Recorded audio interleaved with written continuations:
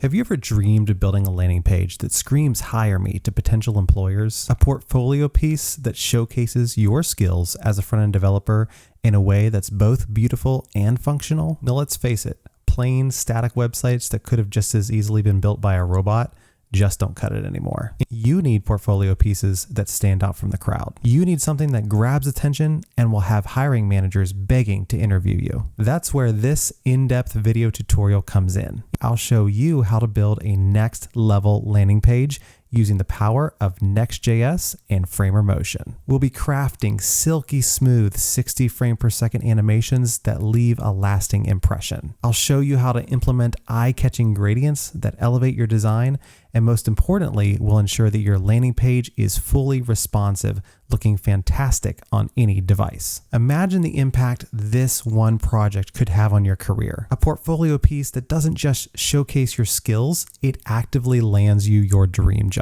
Don't have experience with Next.js or Framer Motion?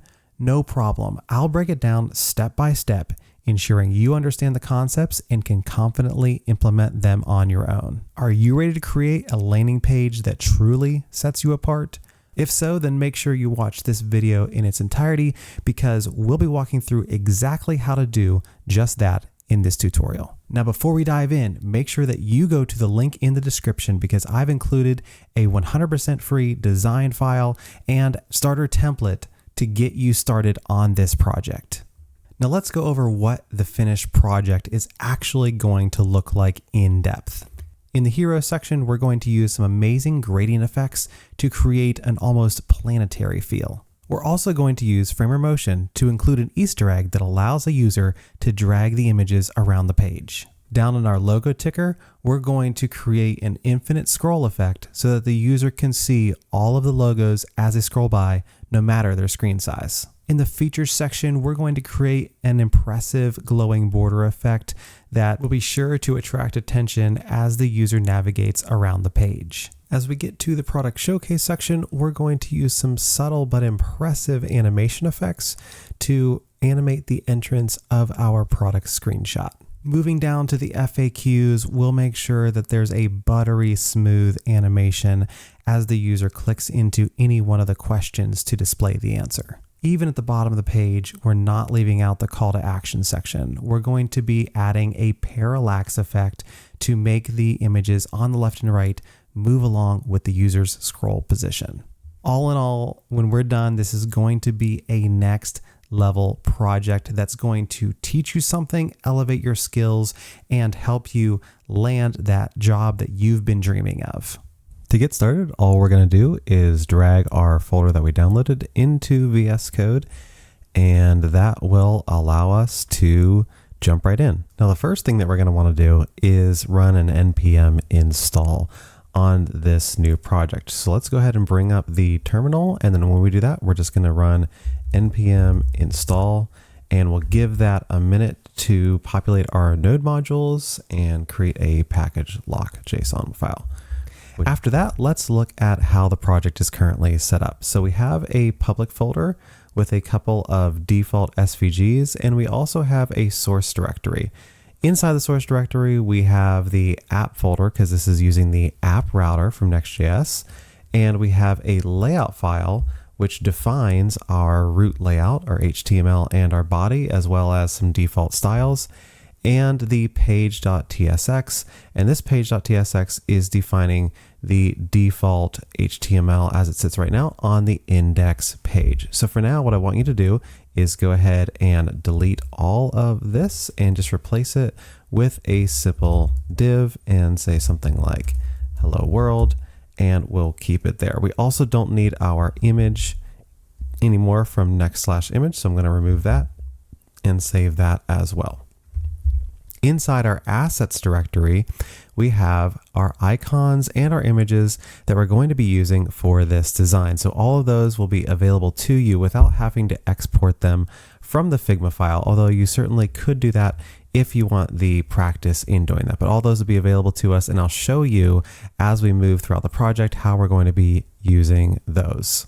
Now, one of the first things I always like to do is take a look at my design so that I understand what I'm getting myself into. So we have a mobile design we have tablet, and we have desktop. So we can see those out at those three sizes, and then we can work from there. As I explore the mobile design, which is the primary one that we're going to be focusing on, and then we'll add responsive styles to allow the tablet and the desktop to show. In the mobile design, I can see that I have a banner, I have a nav bar, I've got a hero section, I have a logo ticker that allows me to see the different logos of the companies that this company works with. We also have a features section with mobile design stacked like that. And we have a product showcase where we're showing the product itself, as well as an FAQ section where we're going to have an accordion that we're going to slide up and down, and a bottom CTA section to allow someone to get access to the app, and a footer. So nothing too crazy right there. I'm also noticing as I look through here that we have a DM Sans font is the primary one that we're going to be using. We're going to be using a bold and a regular weight there. And it looks like the only font that will be loading on this page. So that's always good to know as we go through our design. Now that we've taken a look at the design, let's go back to the code and let's open up our browser and start the actual project. So I'm going to bring up the terminal once again, and I'm going to run npm run dev. In Next.js, this is the default command that allows us to start this browser, and then I'm going to copy and paste this over into my browser window and open it up to the right of the project. Now you can see once I've done this that we have our hello world showing up, which is encouraging, but we also have a lot of styles that are causing some interesting things to happen on our page. So what I'm going to do is I'm just going to go ahead and go in and delete those styles. Those are going to be in source app globals.css. This is where we're bringing in Tailwind CSS. We're going to be using that, but we don't need the default styles that it adds for its default HTML. So I'm just going to remove all of that and just leave our Tailwind base components and utility functions here. As soon as I save that, we can see the page refresh and all of those default styles are gone. Now that we've got our project up and running, let's go ahead and explore the design and start creating some of the components or the sections. So I'm going to go over to my design and we're going to first concentrate on the banner component. What we can see is that we have some underlined text, and we also have the banner itself, which looks like it's about 48 pixels tall. It's got 12 pixels of padding on the top and bottom, and we have a container around it to keep any text from overflowing as it gets bigger. So I'm going to go ahead and put that in too. But let's go back to our code, and we're going to, inside of our app, we'll go ahead and start creating some components. So let's go ahead and create a components folder. Just going to name that components. And then inside that components folder, I'm going to go ahead and create my banner.tsx component. Since we are using TypeScript, we will use TSX because that is the TypeScript version of JSX. So inside that, I'm just going to say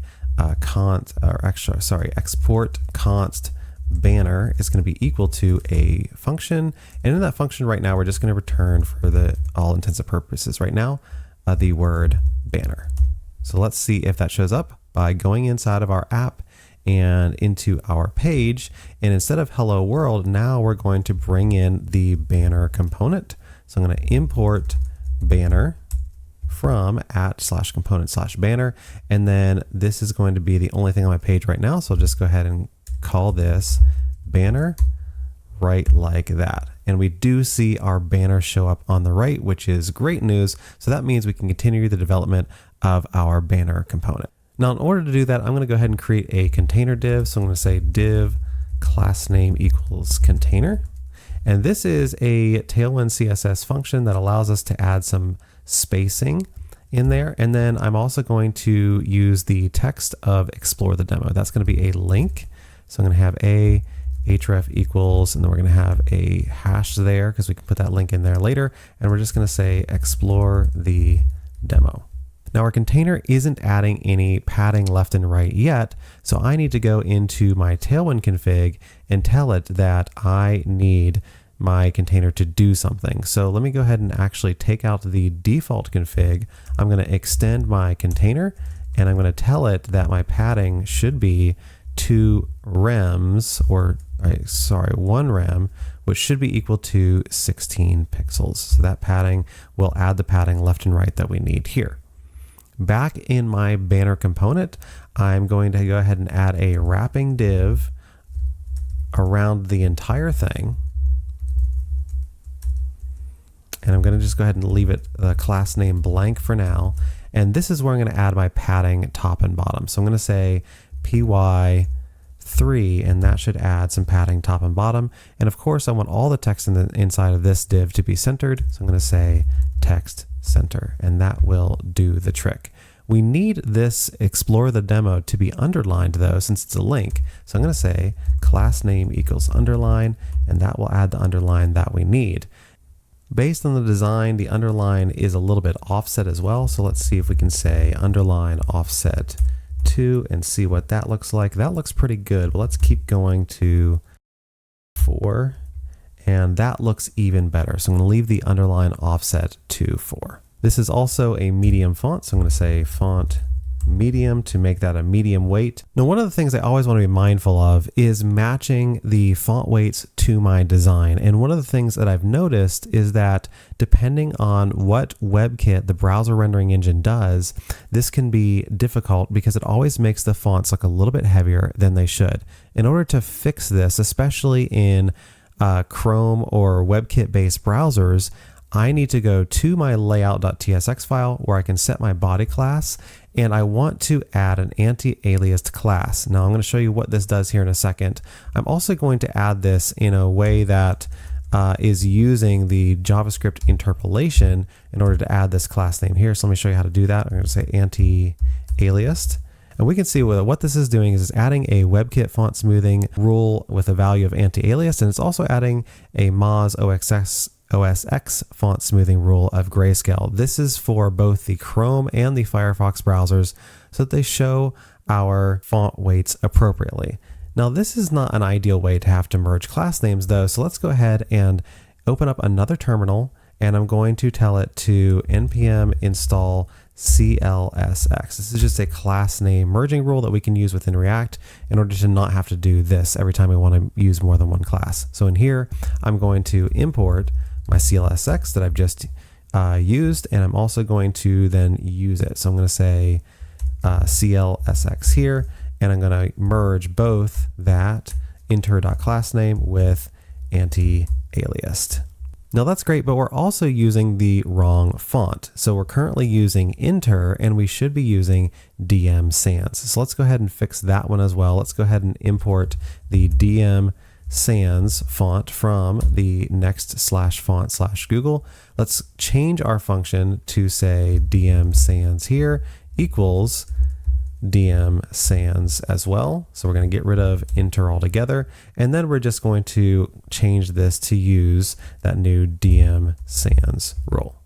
So now my fonts should be in DM Sans, and of course now they're anti-aliased, so they should also match the design a lot more closely. The last thing we need to do in our banner is we need to set our background color, because of course right now it doesn't have a rainbow background, it has a white background, and our design has a rainbow background. So let's inspect that design, and then we'll come back to our code and insert that rainbow background.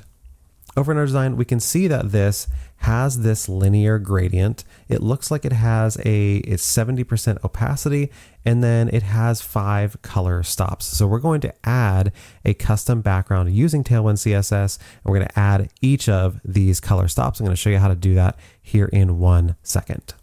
And back in our banner.tsx, let's go ahead and add that to the wrapping div. So we'll say BG, and then we'll add the brackets to add a custom background. We're going to say linear gradient, and then we're going to add in there to right, and then we're going to add each of our color stops. So that's going to be FCD 6FF.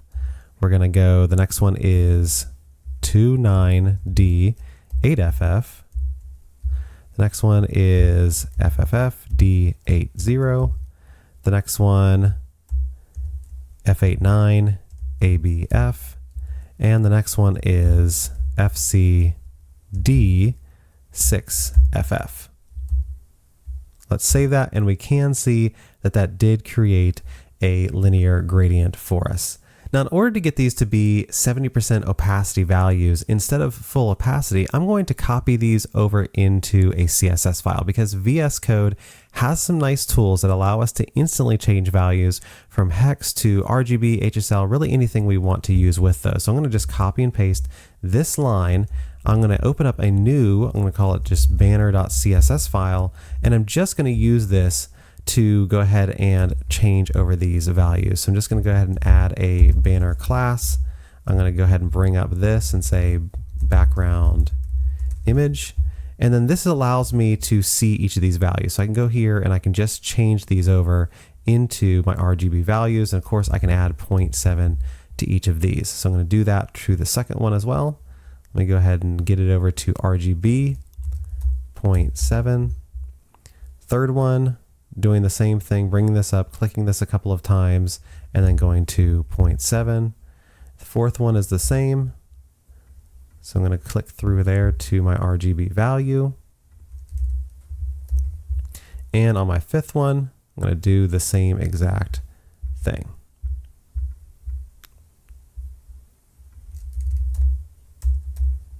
Okay, so I have my RGB values that I need. Tailwind does not like spaces, so let's go ahead and change all of our spaces over into underscores. That way Tailwind CSS will play nicely with this. So I'm just going to write in underscores for each of those values, and then I'm going to copy this back over into our custom rule. So I'm going to just Control C this, come back over into my banner, and then just Control V, and let's see if we save this, if we get those lighter values. And it appears that we do indeed. So I can go ahead and delete this banner.css file. It has been useful, but we don't need it anymore. And we're going to go back to our banner.tsx. Now, the last thing we need to do with our banner is make it mobile responsive. So let's see how we can do that. Let's pull this out a little bit and let's see what it looks like on the tablet view. Now, if we go to our design, we can tell that the tablet view has a little bit more words in there. So we need to add those words in as well. So I'm going to copy and paste these words in here, and then we're going to use Tailwind CSS to make sure that those words only show up when it's so large. So I'm going to go ahead and put those in here in a paragraph. And we're going to go ahead and put this A tag inside that paragraph. And then we're going to wrap this in a span tag just so we can add some styles to this text right here. Now this whole thing is going to have the font medium as well if I'm looking at my design correctly. So I'm going to need to take my font medium class and I'm going to pull it into my paragraph. So I'm going to say class name equals font medium. And that's going to add that into the whole thing. And then I'm going to tell this to have a class name of hidden. And then when it's small, we'll say that it is inline. So let's take a look now. When we go down to mobile, we don't see that. When we go up to tablet, we see it just fine. So that's exactly what we wanted to do with our banner. And with that, our banner is complete. Back in our design, let's look at the next section that we're going to be working with, and that is the nav bar. So we can see that the nav bar has a logo on the left and it has a hamburger icon on the right. And it looks like it has a flex rule where these are split apart. And of course we have our same container that's keeping our content from touching the edge of the screen. On the tablet and desktop design, we can see that the hamburger icon is replaced with an actual navigation with a button. So we'll do that after we create our mobile version of our nav bar. Back in our code, let's go ahead and create a Navbar component by adding a file called navbar.tsx to our components folder. And then we're going to go ahead and export a const navbar, and let's make that equal to a return statement of navbar just to make sure that this shows up properly on the screen. Of course, this won't show up until we bring it into our page.tsx, which is where our index page is being displayed from. So let's go ahead and import that navbar from our @components navbar, and then let's go ahead and bring that right into the next section of the page. And let's see if VS Code is smart enough to do this for us. It's not, so let's wrap this in a React fragment and save this again, and that should show our navbar as well as the banner that we've already worked on. Back in our navbar file, let's go ahead and create a container. So div class name equals container. And inside that container, we're going to go ahead and import our logo, and we're also going to use our hamburger icon. So for the logo, we need to import an image using next/image. So the first thing I'm going to do is get the image itself. That's going to be located in assets, images, and logo SaaS.png. So I'm going to go ahead and copy this relative path here. I'm going to go back to my navbar.tsx file and paste that. And then I'm just going to say import logo image from, and I'm going to go ahead and wrap this. Of course, we're not going to want to use that quite the same. We're going to go ahead and use a relative path. So from this directory, that's going to be .. and it should be assets, images, logo, SaaS. Okay, so this is going to be the relative one, and then we're going to bring in next/image to display our image in an optimized fashion. So I'm going to use the image from next/image. I'm going to hit enter to allow VS Code to automatically import that, and then go ahead and give it a source of our logo image in an alt tag to say SaaS logo, so that next image doesn't throw any errors. Now we can see that this is slightly bigger than we need it to be. It really only needs to be 48 by 48. So let's go ahead and add a class name to bring this down in size, and we'll say H12 width 12. That should bring it down. And we also need some padding on the top and bottom of our navbar as well. So let's go ahead and add that in with a separate div. We'll go ahead and tell that div to have a class name of py4. That should add the appropriate padding on there.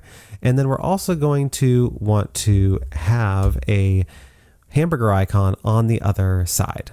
Now this hamburger icon is located under assets, icons, and then menu.svg.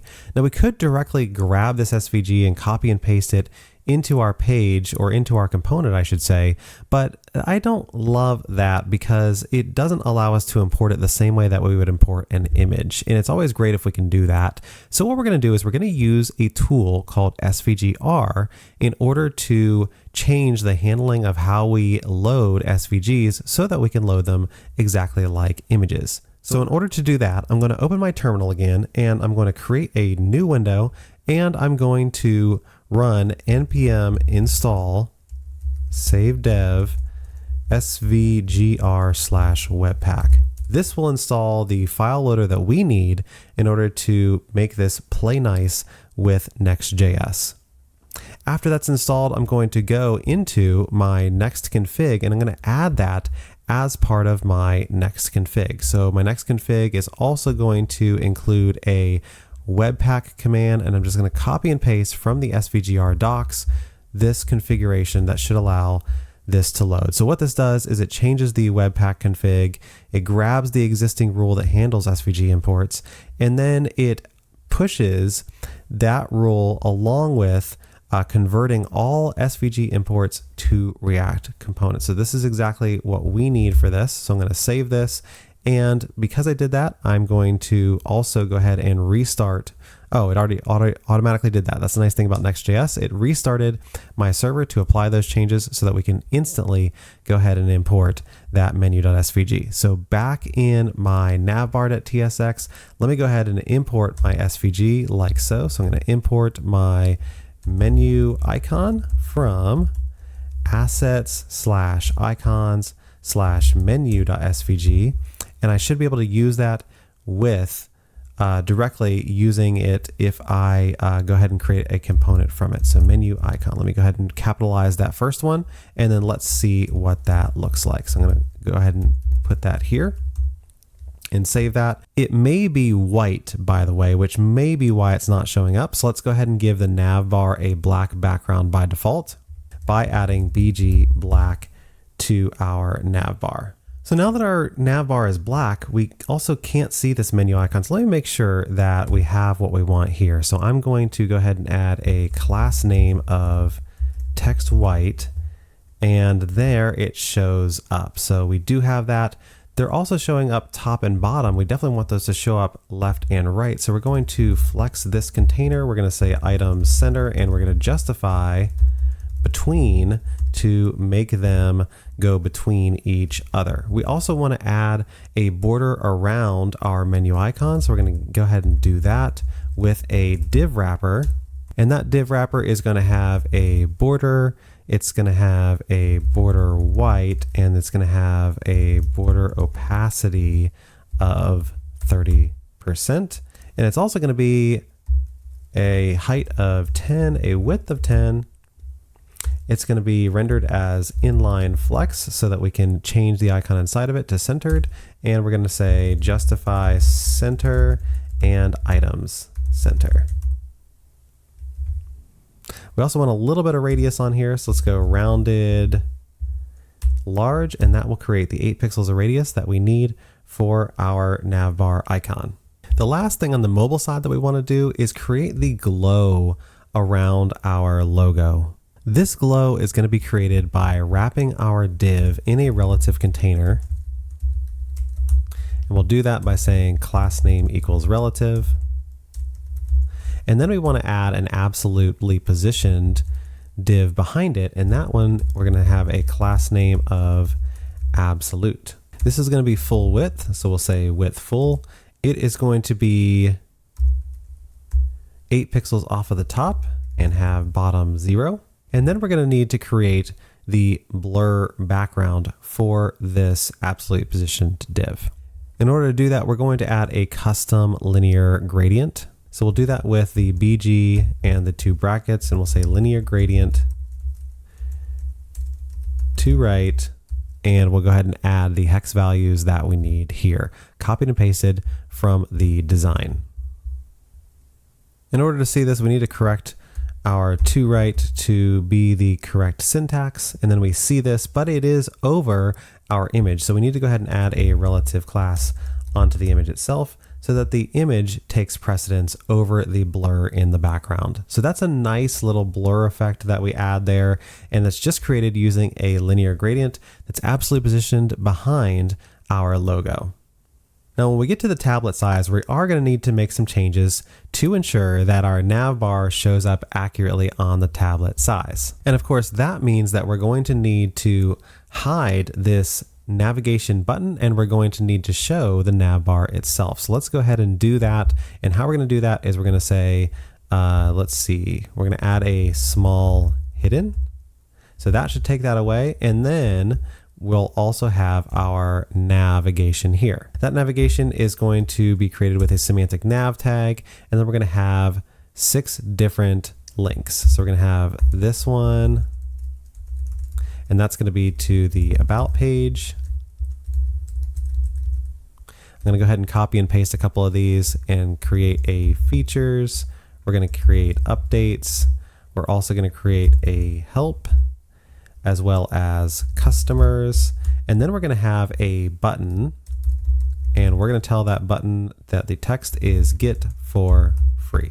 So with that, we can't see it yet because the text is in black. So let's go ahead and change that to white for now, using the text white class. We're also going to want to make sure that we split these using flex. So we're going to flex this, and then we're going to give them the proper gap. So between our navigation items number 1 and 2, we have a 24 pixel gap. So we can do that using the gap 6 rule. And we also, they aren't quite just white, they actually have some opacity to those. So I'm going to tell each of these items to add some opacity to itself. So I'm going to go ahead and take each of my links and say class name equals, we're going to say text opacity, and that's going to be 60 for 60% opacity. And in order to do that, we'll also probably have to add the text white class on each of these as well. So I'm going to take that off of my wrapper class because I don't need that anymore. But I still do need my flex rules there.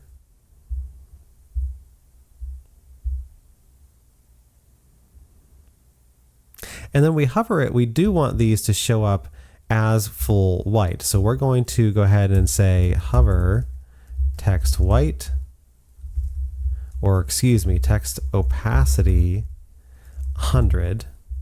And that should allow that to happen. And then we want to add a slight transition to that as well. So we'll go ahead and add the transition class as well. So we want to duplicate that to all of our other links. So we'll go ahead and add this to those by just going ahead and selecting those and saying hover text opacity 100 and transition, and then saving that. And that should make each of our links show up with a nice little transition when it's hovered. Now we need to add the button styles. So I'm going to add a class to this. We know that the class name, the background is going to be white. So let's go ahead and add BG white to that. We can also tell by our design that the top and bottom have 8 pixels of padding, so PY2 for those, and then PX4 should create our padding on the left and right. And then our design also shows some border radius, so we can add that with rounded large, and that will create the 8 pixels of border radius that we see. Now, one of the things I'm noticing is that this button and this text are aligned top, and we don't want that to happen. So with our flex container, we're going to say align center, or excuse me, items center, and that will align our items to the center like we would like.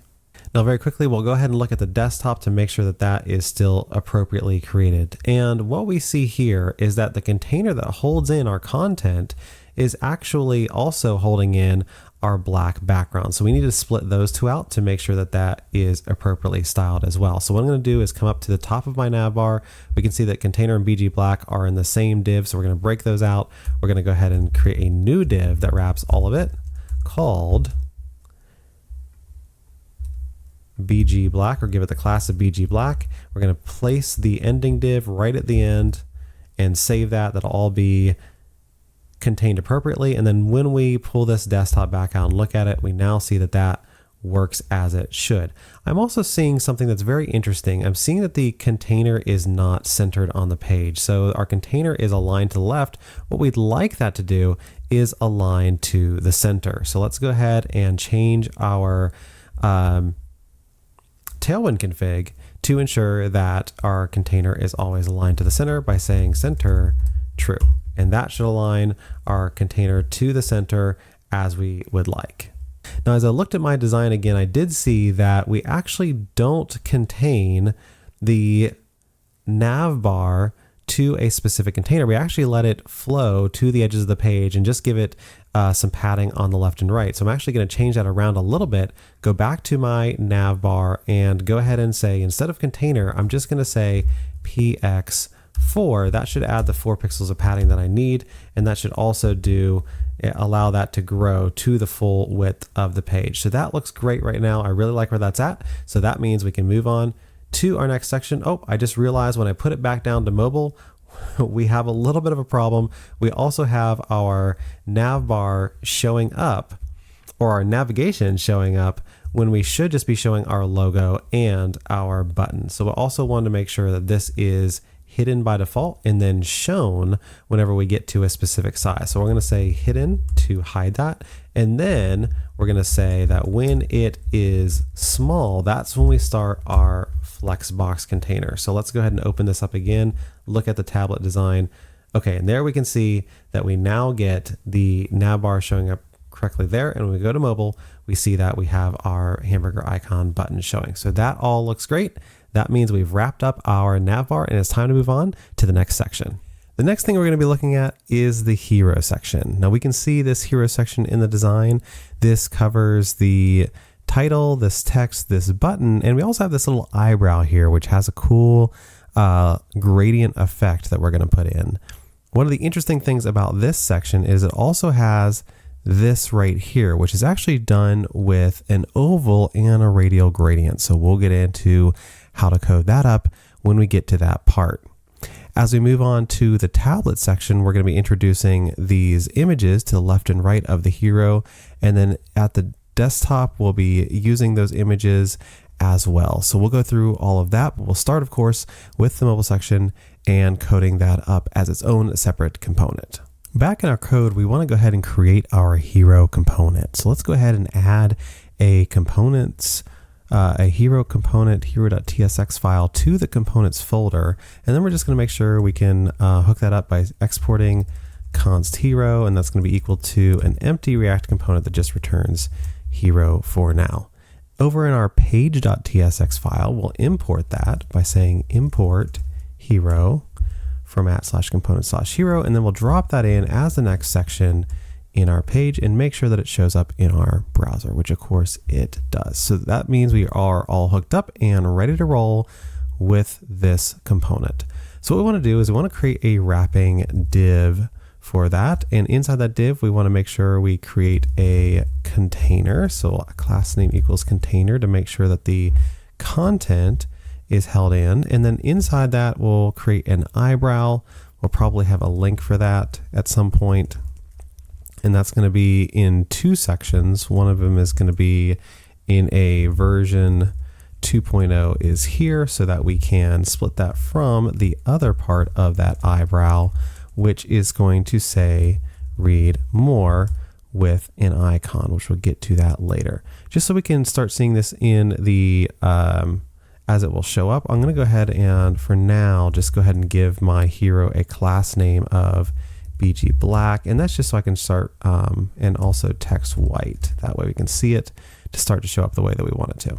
After that, let's move on to the other content in here. So we'll have an H1 that's going to say one task at a time. And then we'll also have a paragraph if we're using semantic tags. And I'm just going to go ahead and copy and paste this from the design, this paragraph text right here. And then below that, we'll have a button that says get for free. Okay, we have all of our content in there. It's all showing up correctly. Now we just need to add all the styles, starting with the outer container. So in the outer container, we have a gradient. It's going to go from black at the top down to a purple at the bottom. So we're going to add a custom gradient like we have in the past. So we're going to say BG, and then we're going to add brackets to add a custom linear gradient. That gradient is going to go to bottom, and then it's going to go from 0, 0, 0, which is black, and then we're going to add in the other colors in that gradient from the design. So those are, we have this 200D42 color as a hex code, and that's going to be at 34%.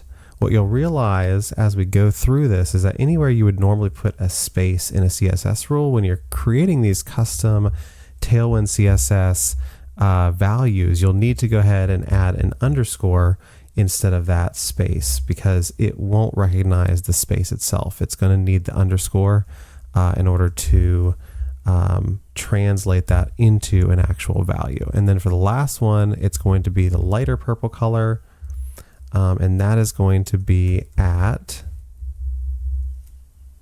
82%.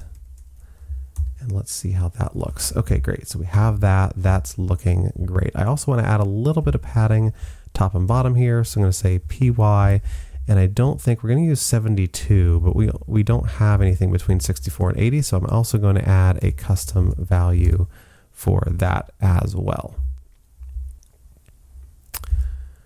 For our text, let's go ahead and get into the text styles themselves. So this div is going to wrap our link, and in order to do that, what we want to do is we want to go ahead and move it to the middle. So we're going to go ahead and use Flexbox with a line center, or sorry, I should say items center and justify center to move everything to the center. And then we're going to go ahead and put a border around those items as well. We can do that with the link, so I think that's what I'm going to do for now. I'm just going to say class name, and then that's what we're going to use to put our border and padding around these items. From the design, it looks like there are 4 pixels of padding on top and bottom and 8 pixels on left and right. So I'm going to say border just to add that in real quick. PY1 for our 4 pixels top and bottom, and PX2 for our padding left and right. We also have some border radius that we need to add in of 8 pixels. So I'm going to use the rounded utility and look for 8 pixels, which is rounded large. that works well. And then we also need to make sure that our border is the right color. So it looks like it's a border white with an opacity of 30%. So we can say border white /30 to make that happen. In the content, we need to make a linear gradient here. And what we need to do is have the gradient show up inside of the text. And how we do that is we add a background and then we clip it to the text. Now, in order to test out this linear gradient text effect, what we're going to do is we're going to create a default gradient using Tailwind CSS classes. So I can use BG gradient to right, and I can give some colors. I can say from red 500 to blue 500, and that does that. And so what we need to do in order to make this gradient only show up over the text is we need to clip it to the text. So in order to do that, what we're going to do is we're going to say text transparent, so it shows through, and then we say BG clip text, and save that. Now you can see that this still isn't clipping it to the text, and the reason for that is because we have a sort of browser compatibility issue with this background clip text. We need to say WebKit background clip text. So let's go ahead and add a custom rule for that and say WebKit background clip text, and save that. And now we can see that we have indeed applied that accurately. Now, as you know, we don't just have 2 or 3 values. We actually have a rainbow gradient here. So we're going to need to replace this with a custom BG gradient rule. So let's go ahead and add that in now. I'll say BG and then add on our custom linear gradient once again, like we've done before. And we're going to say to right and make that from a pink value, which is going to be this F87 value that I've copied from the design. We've also got an FB9, a little bit darker red, and we don't have to add the percentages here because this gradient is evenly spread. So if you don't add percentages, the gradient will be evenly spread across the available space, and that's exactly what we want to happen here. So we just need to add in the colors themselves, and that gradient should do what we want it to do. Okay, so great. We have that nice little rainbow text effect there. We also need to split our values. The version 2.0 is bumping right up against the read more. So we want to make sure that we add the proper amount of space there. And the way that we do that is we can either try and add a flex gap of 12 pixels, which it looks like that's probably the best way to do that. So let me go ahead and add, we're going to make this inline flex so that we can add that. I'm going to say gap 3 to add the gap of 12 pixels. And that does what we want it to do.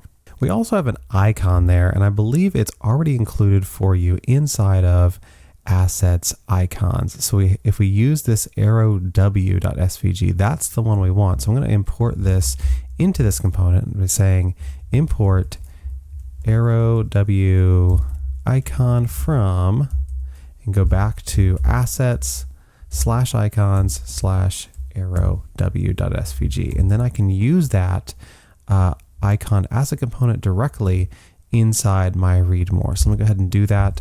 I'm going to go ahead and create a span around those two so that I have some ability to adjust my spacing between the two. And then I'm going to use my arrow.w icon component. And we should see that line up, which it does. This also allows me to go ahead and flex these two together as well. So I'm going to go ahead and create a class name of inline flex for those. I'm going to make sure that they are aligned to the center. And then I'm going to make sure that there's the right amount of spacing between them. It looks like there is 4 pixels of spacing. So I'm going to say gap 2 to add that 4 pixels. Gap 1 adds the 4 pixels of spacing. And I think that does it for this eyebrow part of our header. Let's move on to the title itself. Now, the title itself is very large, as I'm sure you've noticed. It's 72 pixels in height, and it has 72 pixels in line height as well. So let's see if we have something that will do that. So we have a 72 pixel. Oh, perfect. Text 7 XL does the trick just fine. And we also need to make it font bold to make sure that it is showing up correctly there.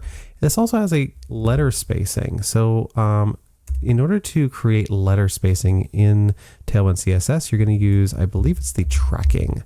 Yes, that is the one. So we can use tracking tighter, and that should pull it in appropriately. And then we want to also make sure that it is centered on the page. So we'll use text center to do that. And the next part is just making sure there's enough space between the eyebrow and that first line of text. So there's 32 pixels worth of space. So we want to go ahead and give it a margin top MT of 8. That'll give it that 32 pixels of space that we need there. Moving on to our description for this part of the design, we also want to make sure that that's centered. So we're going to add a class name of text center, and we want to make sure that this is the right size as well. So the size is going to be 20 pixels. The line height is going to be 28. So let's see what rule we can use for that. That'll be a text XL is the rule that we can use to make sure that that happens appropriately. And then we also want to make sure that we have the right amount of margin there as well. So that's also 32 pixels. So we can just say MT8 there as well and get that appropriate margin. The last part of this design is, of course, styling up our button. What I'm going to do is I'm going to put it in a container just so we can get it towards the center of the page. And I'm going to go ahead and give that container a flex class name to flex that. We're going to justify this button to the center in order to make sure it's at the center of the page. And we're also going to give that a little bit of margin to separate that from the content. Inside the button, I want to go ahead and make sure that it is styled appropriately as well. So we want it to have a background of white, a foreground text color of black, and we need to give this some padding as well. So we use PY3 to give it the padding top and bottom. We use PX5 to give it the padding left and right. And we also want to make sure that this has the appropriate border radius, which is 8 pixels. So we want to say rounded large to make sure that it has those 8 pixels of border radius. We also need to ensure that the font weight is correct. So I'm going to say font medium to add that in there as well. Now this is looking really good so far, but the one thing that we're missing is our radial gradient element at the bottom of the hero section. So there's a couple things we're going to need to do to put that in there. The first one is we're of course going to need to make sure that is probably going to be an absolutely positioned element. So let me go ahead and create that element at the bottom of the page.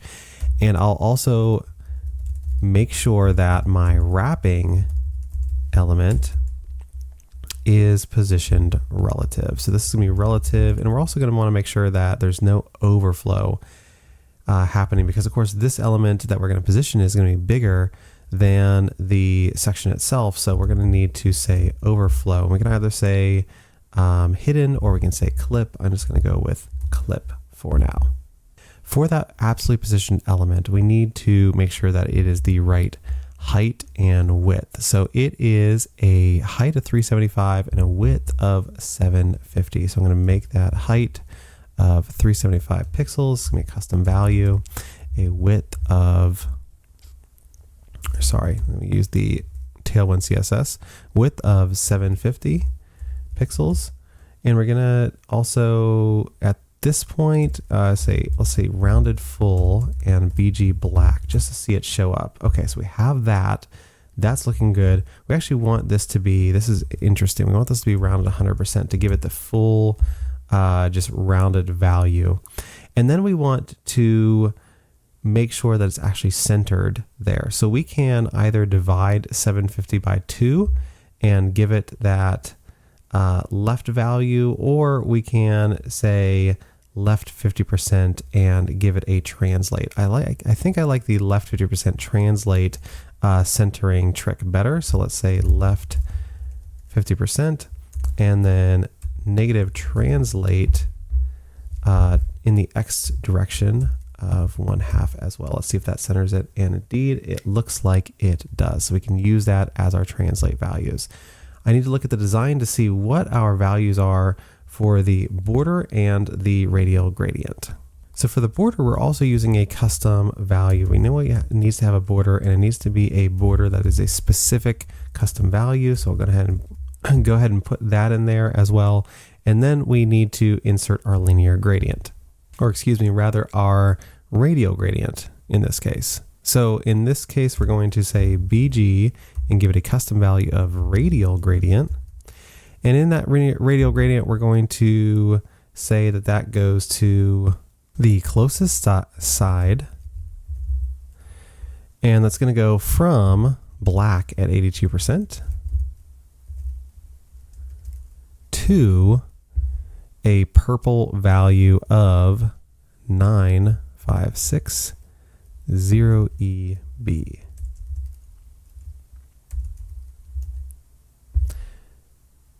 Okay, and then we also want to make sure that this is the correct value from the bottom of the page. So we wanted to go ahead and see what that value is.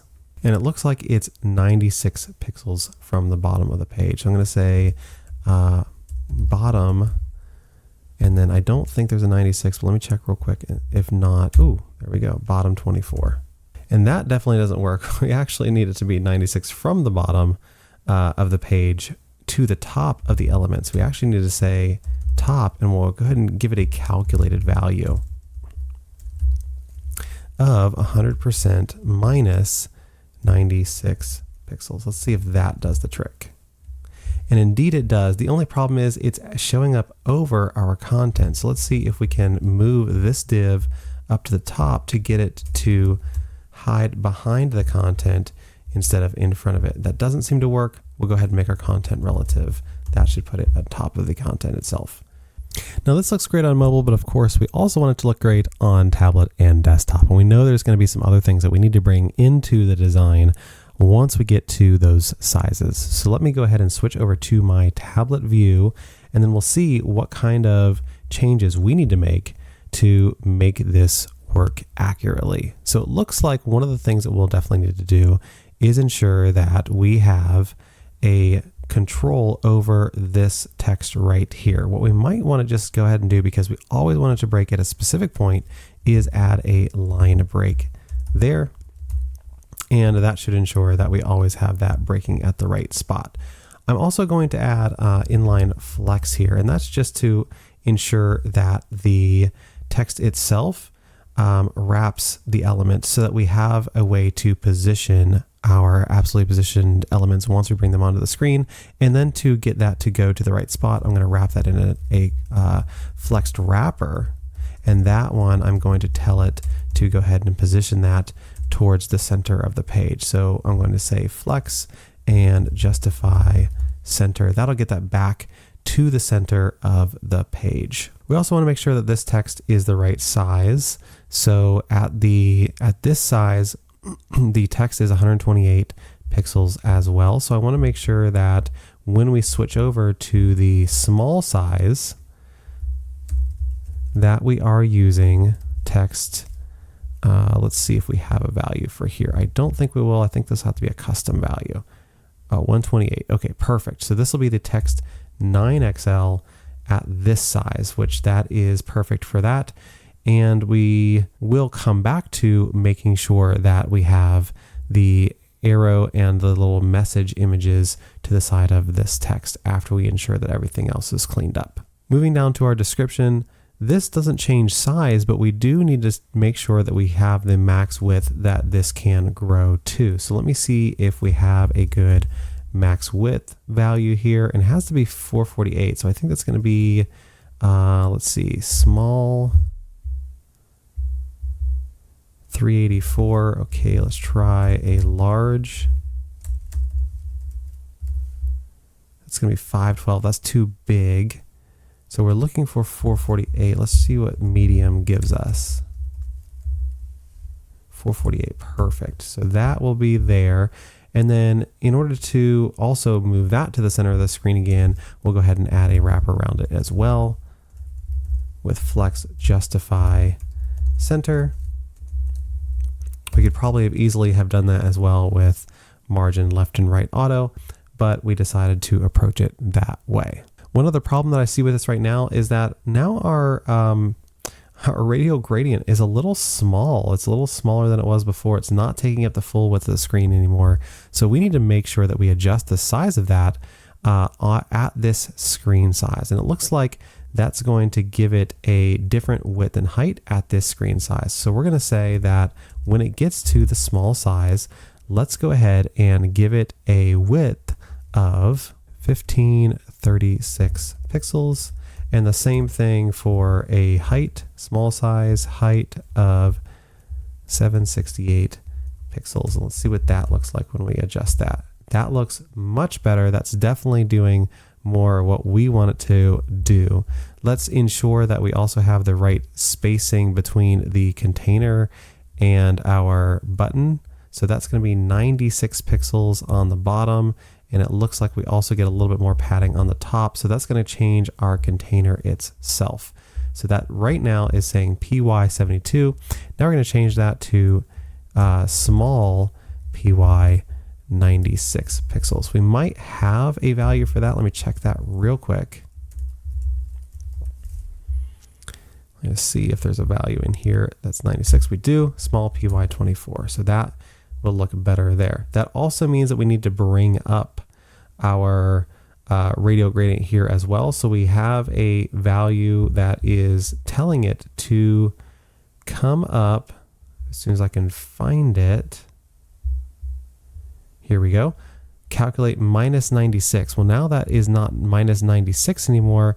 Now that is minus 120. So we'll say small top calc 100% minus 120 pixels to bring that up just a little bit more when we have that small screen size. Let's keep going by bringing in our images. So we need to import our cursor and message image. So I'm going to say import my cursor image, and that's going to be from assets / images / cursor.png, and then we're going to also import my message image from assets / images / message.png. Now we can use these images and absolutely position them around our H1. So in order to do that, what I think I'm going to want to do is go ahead and put them inside our H1 as absolutely positioned images. What I could do is go ahead and wrap a div around my H1. I think I like that a little bit better. So we'll go ahead and wrap that div. That div is going to be class of inline flex. That just makes sure that it's going to hug right up against that H1. And then for that, I'm going to go ahead and make this a relative class. Now for my images themselves, I'm going to go ahead and put a couple of next image tags here. I'm going to have one of them be the source of my cursor image, and then the next one is going to be my message image. We need a height for these. These are decorative, so we can, we need an alt tag for these. These are decorative, so we can add an empty alt tag for these. And we also want these to show up with the appropriate height and width. So let me go ahead and find out inside of Figma what we want. So for our cursor, we want this to be a height of 200 pixels and a width of 200 pixels as well.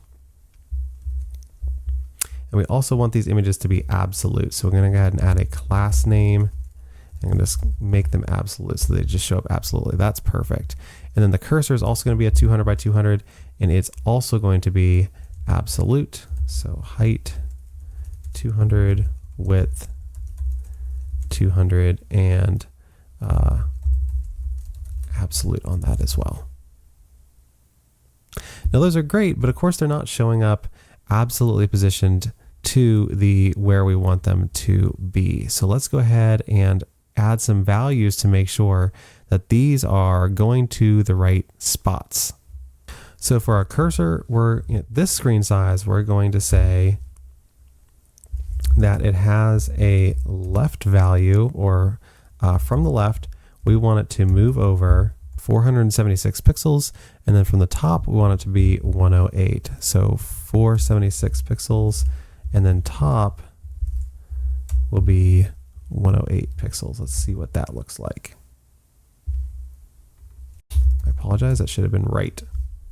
476. Okay, that looks much better. Let's find the position for our message icon as well. From the top, this one will be 56 pixels, and from the left, in this case, it's going to be 498 pixels. Now I think these top values might be a little off because we are using some margin on our H1 itself. We don't want to do that. I think we want to move that up to here to adjust those values. Okay, now our tops look perfect according to the design. So that is great. Now we also need to ensure that these are hidden on mobile. So what we can do is we can tell them to be hidden or display none. And then at the small value, we can go ahead and bring them in using inline, which is what an image would normally show up as. Same thing here. We need to say hidden and then small inline. That'll bring those in at the right size.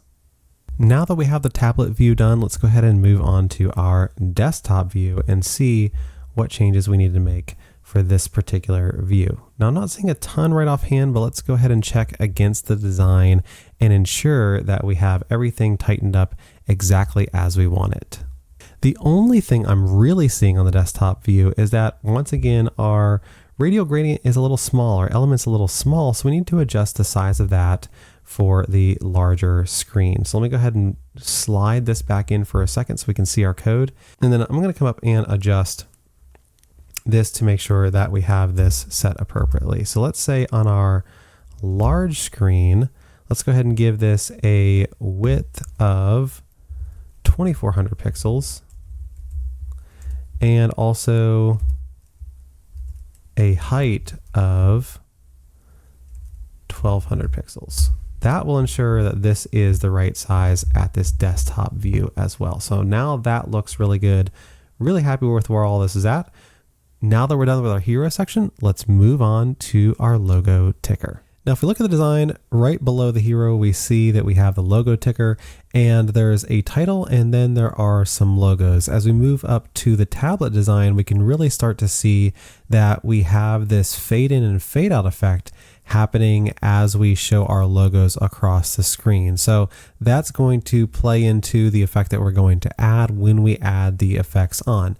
Now this section is almost deceptively simple because there is not a lot of content to it, but of course we're going to have to make sure that it's styled correctly so that it works exactly as we intended to.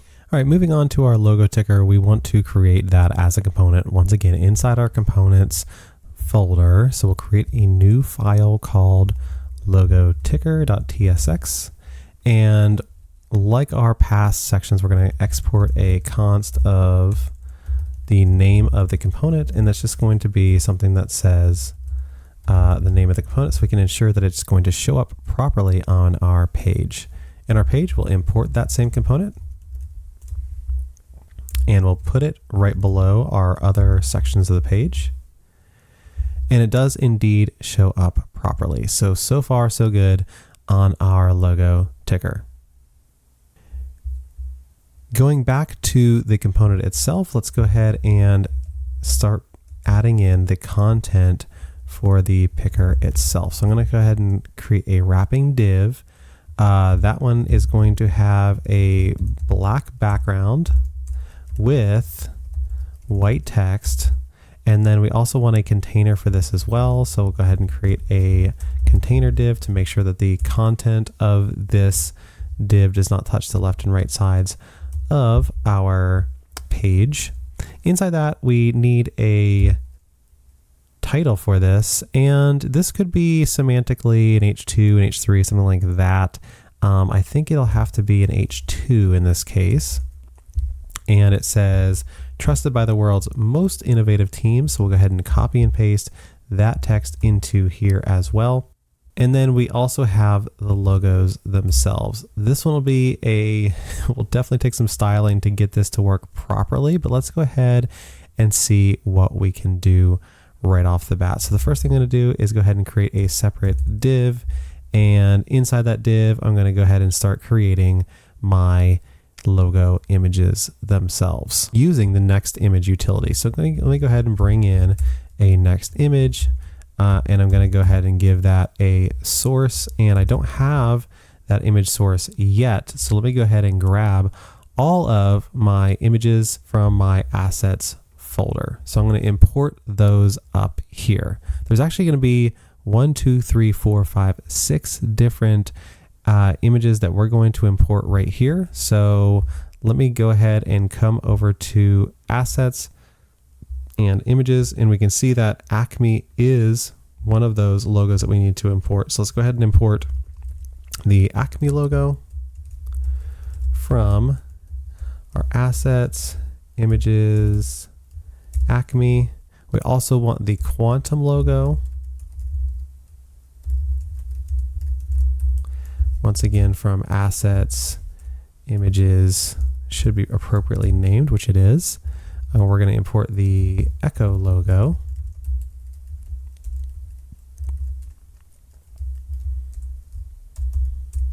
We're also going to import the Celestial logo. And Pulse and Apex are the next two.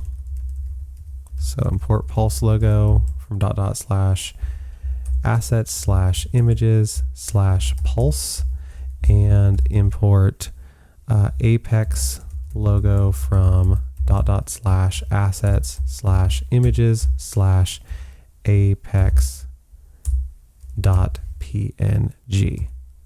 Now for those, what we could do if we don't want to render them all out as images like this is we could just go ahead and create a map of each of these images. So I could just go ahead and put these inside an images array. And in that array, I'll just go ahead and add each of these image sources.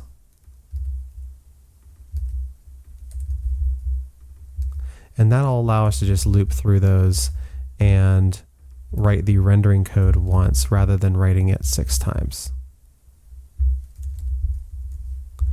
So let's see if this works. Let's go ahead and create a map. So we'll do images.map. That's going to be our image source. And we're just going to use our image source to render the next image. Now we could, let me go ahead and do that, and then we probably will have to add some additional attributes onto this as well inside of our array. So what I'm going to do is I'm going to go to each of these, and I'm going to say, instead of using just a source itself, we're going to wrap that in an object. And we're going to pull out this source so that we can add other attributes on here as well. So instead of image source, this now becomes the source. We'll add that on there as well. And let me make sure next image is here. It is. It doesn't like that we don't have an alt for these. So we can add an alt for each of these if we'd like as well. So we can say alt. So I can say Acme logo. Of course, this is an object, so we need to do it that way. And I'm seeing that I have a consistent pattern for these. So let's see if we can use a little bit of IDE magic to speed our workflow a little bit. So I'm going to say Alt, and then inside that, I'm going to try and copy the source, put it inside each of my alts. And the only difference is I'm also going to have to find the word logo and see if I can put in some spaces. So I need to find anywhere that I've written logo, and then to make it unique, I have to have it anywhere I've written that logo with the tick.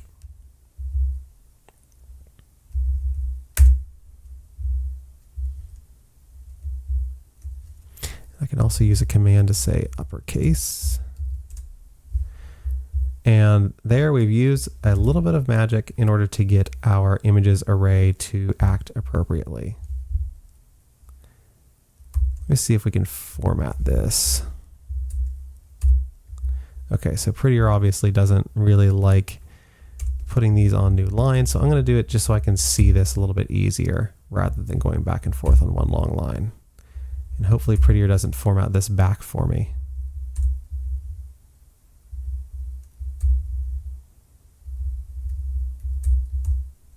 And it does not. That's great. Okay, so it looks like we have some sort of failure to render. So let's see why that might be. And it looks like we just forgot our parentheses right at the bottom of our map. So let's do that again. And then let's also add an alt tag, because we now have that inside of our maps. We can just pull out our alt and we'll say alt equals our alt. Great. So we have our images here. But now we're going to need to adjust them a little bit in order to make sure that they show up appropriately. And one of the ways that we need to do that is we need to make them all show up in one line. So we're going to need to wrap them inside of a div that flexes them.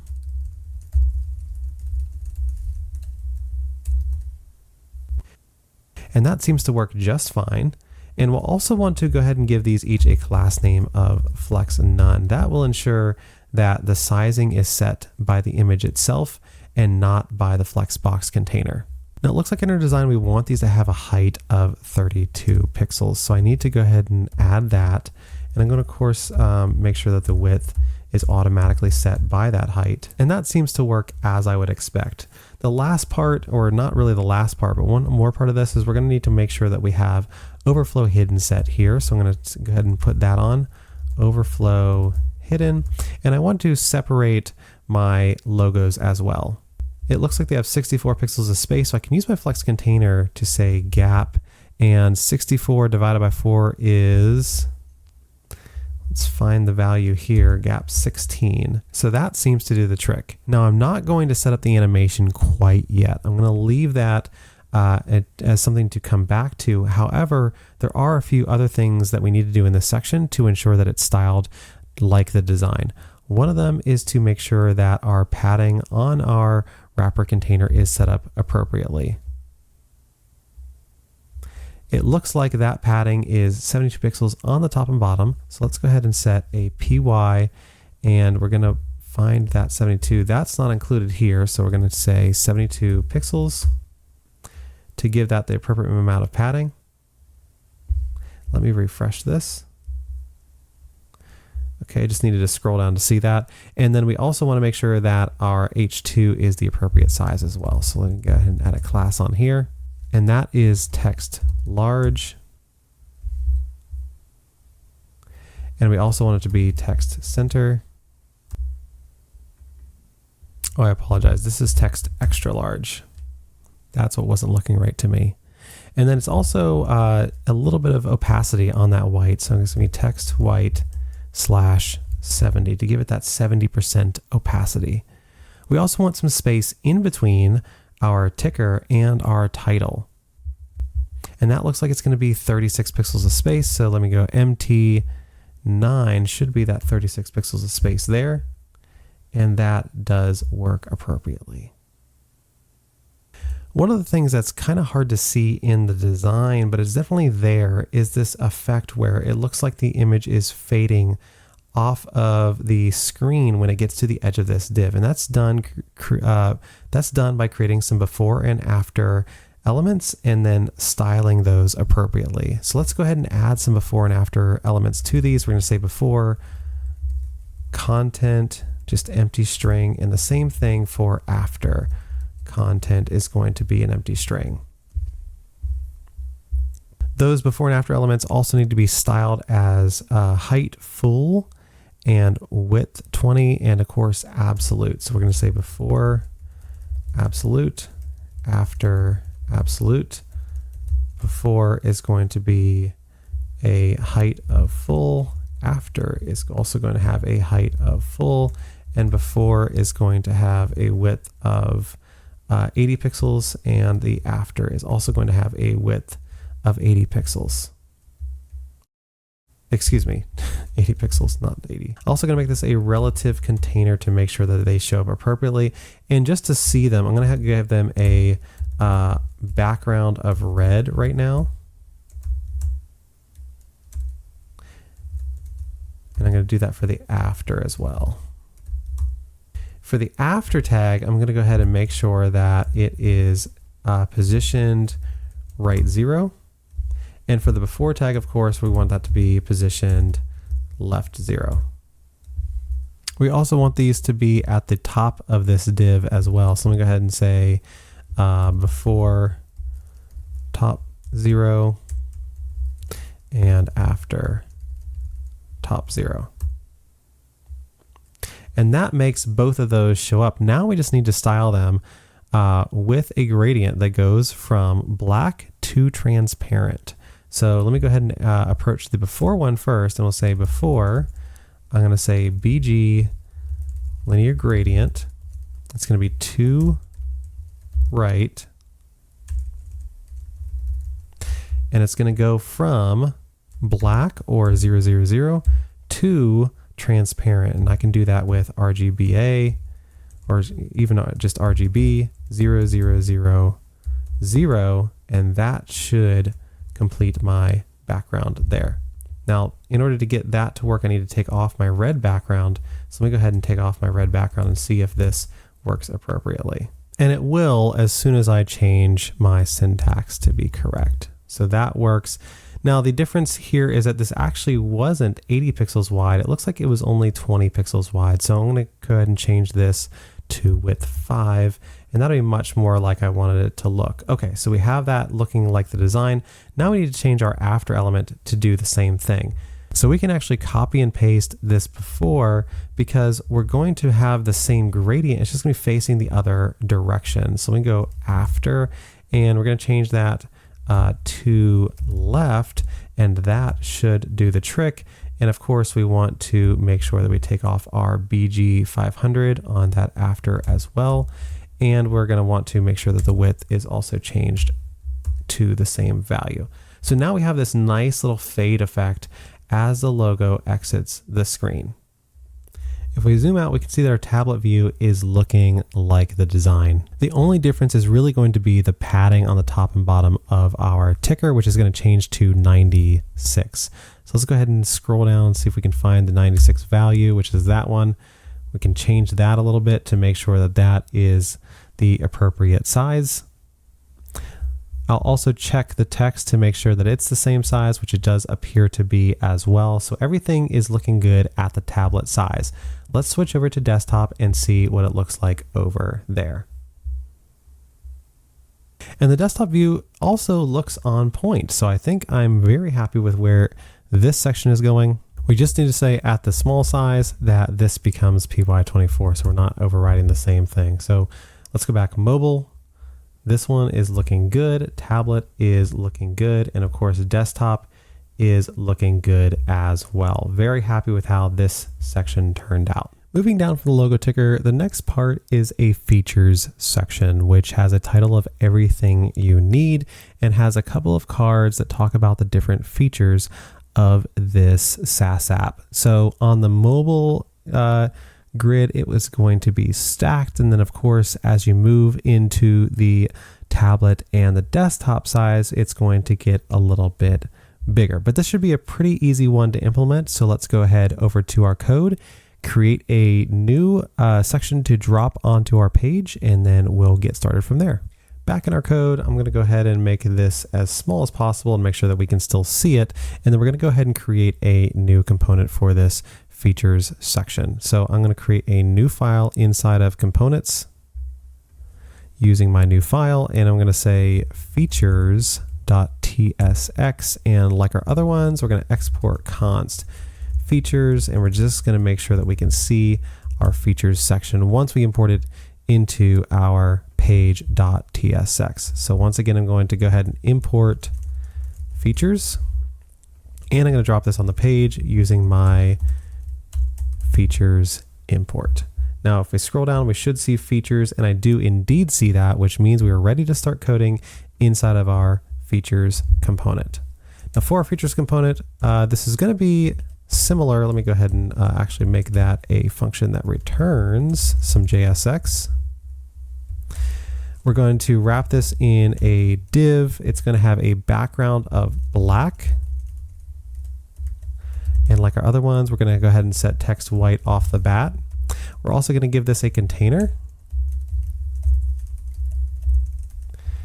which is easy enough. And then we're going to start putting in our content for this particular section. So I'm going to have an H2, I'm going to say everything you need. And then we're going to have a paragraph below that, the description. I'm going to copy and paste that from my design so that that is a little quicker to get that in place. So that looks good there.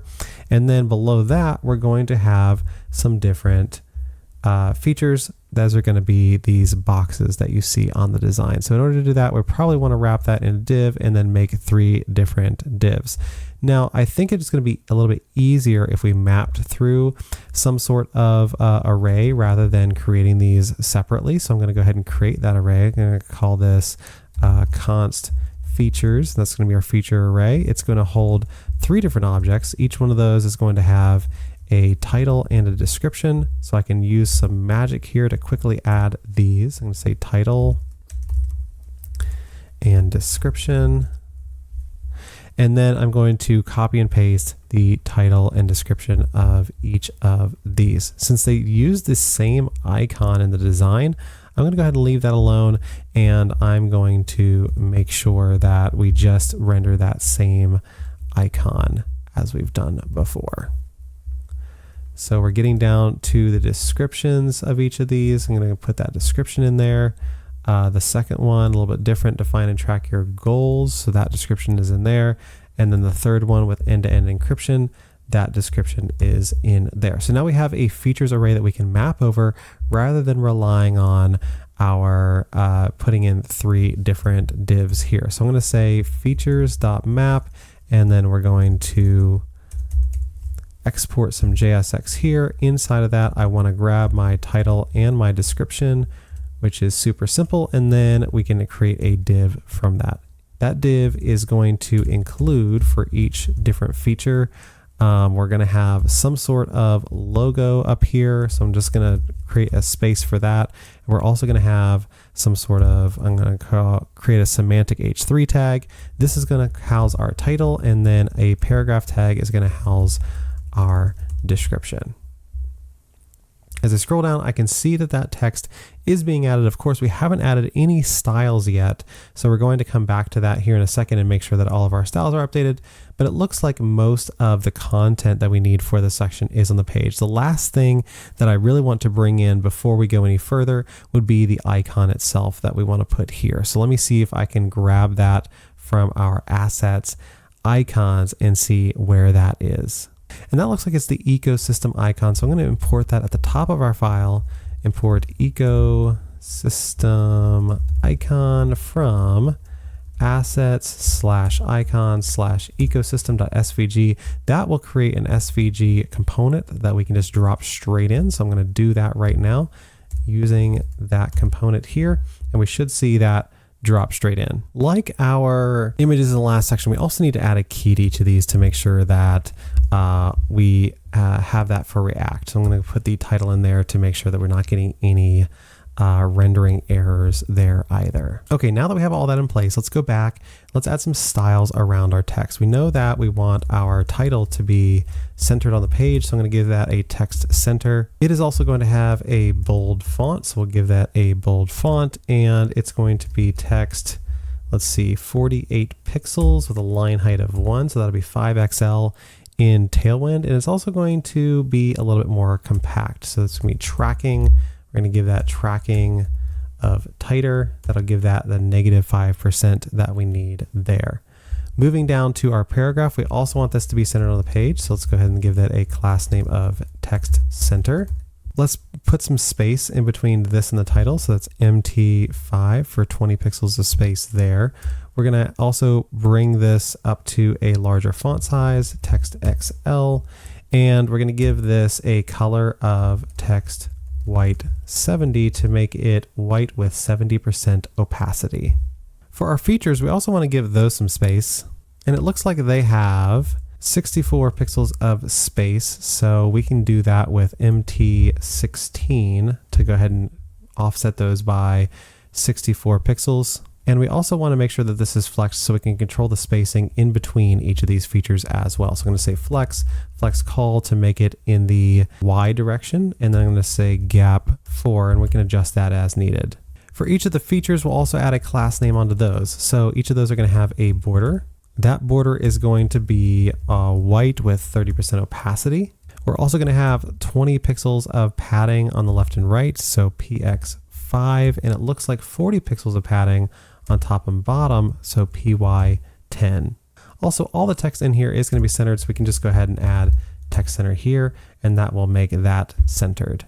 We also want to make sure that our icon is flexed towards the center, so we'll give this a class of, well, we can either do inline flex with MX with margin left and right of auto. Let's try that. So let me go inline flex MX auto, and actually that text center takes effect as soon as we say inline flex, so that's really helpful.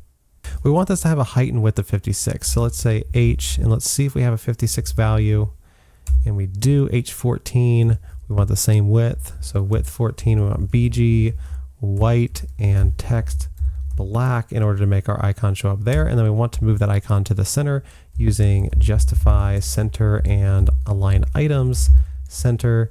That will move that inline flexed straight to the center. We also have a border radius, so rounded large should give us a border radius of 8 pixels. And it also looks like our wrapping feature box also has a little bit of a rounded edge to it as well. So we'll give that rounded XL to ensure that that rounded edge is there. Now that we've done that, let's update our title and our description. Our title is going to have 24 pixels of margin, so MT6 to give that the 24 pixels of margin. And it also is font bold to give it that bold text. It doesn't look like anything else is going on that would change the size of it, so we'll move on to our description. Our description is set off by 8 pixels, so we can do that with MT2. We also want to change the color of this as well. So text white 70 should change the color of that description and just lighten it up a little bit. Now that we've done all that, let's take a look at our section, and it looks pretty good. I'm not sure exactly why I'm not seeing this. Let's see if we can increase this. I'm not seeing any padding on the top and bottom of the section, but that might be just because, actually, let me go back and see if we added any padding. We did not on the top and bottom of the section. And it looks like that padding value is 72 pixels. Then we also already found out a couple of times that Tailwind CSS does not include that as a value. So we'll go ahead and add that. And that should stop our bottom feature from bumping up against the bottom of the page. The only thing left for us to do in this particular section is go ahead and change our responsive values appropriately. So let me pull this browser out a little bit, switch to our tablet view, and see what that section looks like as well. So we can see that right away we don't have these in any kind of grid. So we need to make sure that that happens. And how we do that is we can just change our flex direction when we come up to this screen size. So I can say, instead of flex call, you can say in small, let's go ahead and flex row, and that should change our features and put them side by side. The other thing is that Flexbox will automatically take the content of a div and use that to decide how wide it should be. We don't really want that to be happening. And so at small, we want to say that each of these is also flexed 1. So small flex 1 should say that they're not going to grow or shrink. They're just going to be the size that they would normally be. They're each going to take up one portion of that space. And then on the desktop view, we're also going to make sure that these are aligned appropriately. So let's switch over to the desktop view and scroll to the left and right, and we can indeed see that these are looking good. One of the things I don't like about the desktop view, though, is that our text is now way too wide. So let me go back to our tablet view, make sure that was accurate, which it looks like it probably wasn't. So let's go ahead and add some max width around that on the tablet view. So let me scoot this back in for a second. Let me add a div around here That'll allow us to wrap this and make sure that it stays at its max width. So it looks like the max width is 576. So let's see, class name, max width. Let's see, try large is 512, XL is our 576. Okay, so that's looking good, and MX Auto should put it in the center just like we want. Now that's going to stay the same for our desktop view. So when we switch over into our desktop view, we're still going to see that same max width there. That's looking really good, just makes that section look a little bit tighter. And that wraps up our features section. The only other thing we need is to add a little bit more space to the top and bottom when we get to this size. So like our other sections, we're going to go ahead and say PY, or say small PY, and then that's going to be up to 96 pixels once we get to our small size on our tablet. So that's just going to get a little bit more breathing room, and that looks a little bit better on the desktop view as well. Now the only thing it looks like we may have forgotten is to change the font size as we get into this tablet view. It looks like that font size goes from our 48 pixel text 5XL up to a 60 pixel. I'm going to guess that's a text 6XL, but of course we can see, and indeed that is. So that brings that font size up a little bit, which it just needed for that tablet view. And of course we see that same thing happening on the desktop as well. So that just looks a little bit better than it did. Okay, now that we've wrapped up our features section, let's move on to our product showcase. So under our components, we'll add a new product showcase component .tsx file, and we'll export that const as product showcase. And like our other ones, we'll just go ahead and make sure that this shows up before we start working on this file. Let's go over to our page.tsx. Let's import that product showcase, and let's add it to the list of components that we have here. We can see that that product showcase text does show up at the bottom of the screen, which means that we should be all good to start working on that component. Now this component is probably the simplest one that we've worked on yet. It has a title, a paragraph description, and it has an image. So we just need to make sure that those show up in line. So what we're going to do is go ahead and start our JSX with a wrapper like we had before. Let's go ahead and just for now give this a background color of black and text white.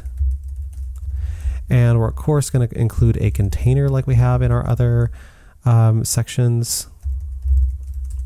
And inside that container, we're going to have a title, which is going to be our H2, which is going to say intuitive interface.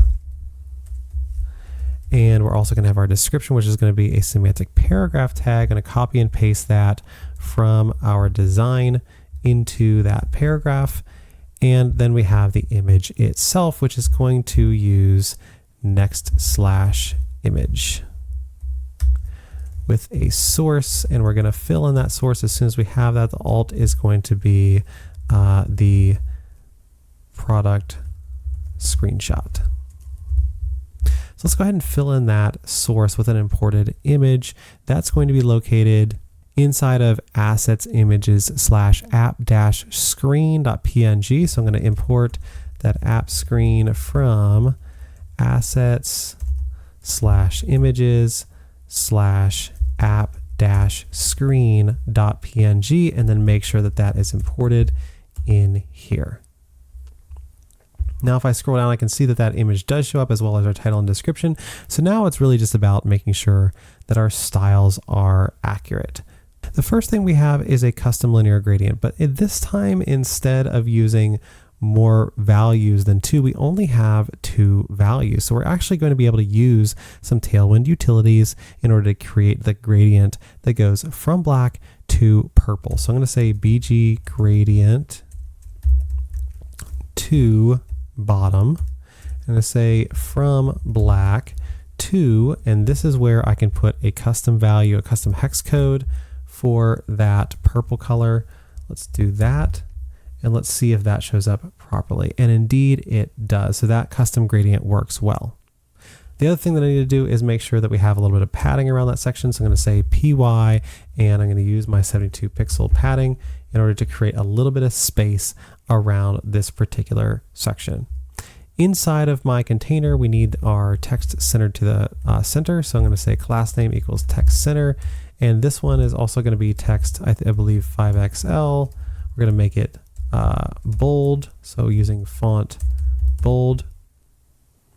And we also want a little bit of tracking tighter to bring that text in a little bit. For our paragraph, we want this to be larger, so we make text XL. We also want this to be centered on the screen as well, and we want this to be white/70 to lighten it up a little bit. This also has 20 pixels of margin, so we can say MT5 to add that little bit of spacing there. Coming down to our image, that has 56 pixels of margin between this and the text itself. So let's see if we have that. I doubt we do. Oh, we do. MT14 adds that 56 pixels of margin. So right now, this screen looks good. Let's see how it looks at bigger sizes and make sure our responsive styles are in line. As we move over into our tablet size and scroll down, we can see there's a couple of things that aren't quite in line with the design. The first one is the text size itself. So instead of text 5XL at the small size, this is going to move up to text 6XL. And that makes the text size the right size. And then of course, we also want to constrain the width of our paragraph description here to 576 pixels. So if I do that, I can say class name equals max width. Let's see, probably large. Not quite. So it's going to be XL, and MX Auto will give it margin left and right of auto. That should appropriately move that to the center, which indeed it does. We also want to make sure that at this size that our padding top and bottom is updated. So PY, and that's going to be up to 24, and that'll give that a little bit more space on the top and bottom. And then at the desktop size, everything should be in line, but let's take one more look at this and ensure that everything looks good. And indeed, right now, everything looks great. So this is all working out well. Back in our code, let's create a new component for our FAQs section. So let me go ahead and open up and create a new file. Let me try that again, new file, FAQs.tsx, and I'm going to export this as FAQs. And that's just going to be like our other ones, FAQs. We're going to export a text string, bring this into our page, import FAQs, and then add this to the list of our components that we're already using right here. Let's ensure that this is showing up. And indeed, as we scroll down, it is, which means we can start to edit our FAQs section. Inside our FAQs section, we'll want to add a container. And this container is eventually going to have, oops, I forgot, this needs to be our squiggly brackets. Inside of our container, this eventually is going to be a gradient, but for now we're just going to say BG black text white. And then we'll have a container in here. So we'll say div class name equals container. And inside that container, we'll go ahead and add our title. So that's going to be our H2, say frequently asked questions, and then below our frequently asked questions, we'll need our accordion items. So I'm going to go ahead and have a div that wraps all of those, and inside those we'll probably have once again a mapped array that will render here. So let's go ahead and create that. I'm going to go ahead and create a const items. That's going to be an array, and each of these is going to hold a question and an answer. And of course, there's going to be 4 of these. So let's go ahead and put those on. Let's go ahead and format that. That all looks good. And then for these, I'm going to go ahead and copy and paste the questions from my design. So the first question, what payments methods do you accept? The second question, how does the pricing work for teams? The third question is, can I change my plan later? And the fourth question, I'm just going to go ahead and type it out, is my data secure? So those 4 questions will allow us to create this. We don't have answers yet. I don't even believe the answers are included in the design. So we could, if we wanted to, just add some lorem ipsum here in order to create those. But to make this a little bit more true to life, I'm going to go ahead and copy and paste in some text.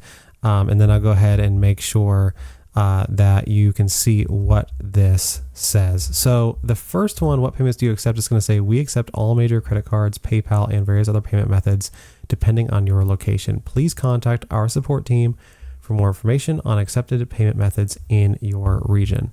For the second one, how does the pricing work for teams? We're going to say our pricing is per user per month. This means you only pay for the number of team members you have on your account. Discounts are available for larger teams and annual subscriptions. Can I change my plan later is going to say, as soon as I get this in here, yes, you can upgrade or downgrade your plan at any time. Changes to your plan will be prorated and reflected on your next billing cycle. And then we have one more question. Is my data secure? And the answer to that is going to read, security is our top priority. We use state-of-the-art encryption and comply with the best industry practices to ensure that your data is stored securely and accessed only by authorized users. So we have that. That's working well.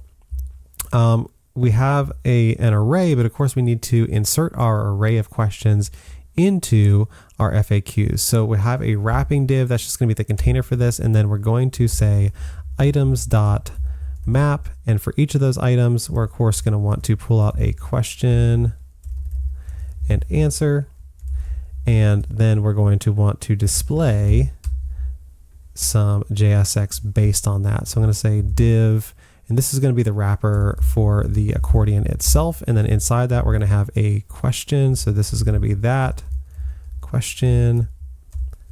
And then of course, we're going to want an answer div to be here somewhere. So I'm just going to add that now.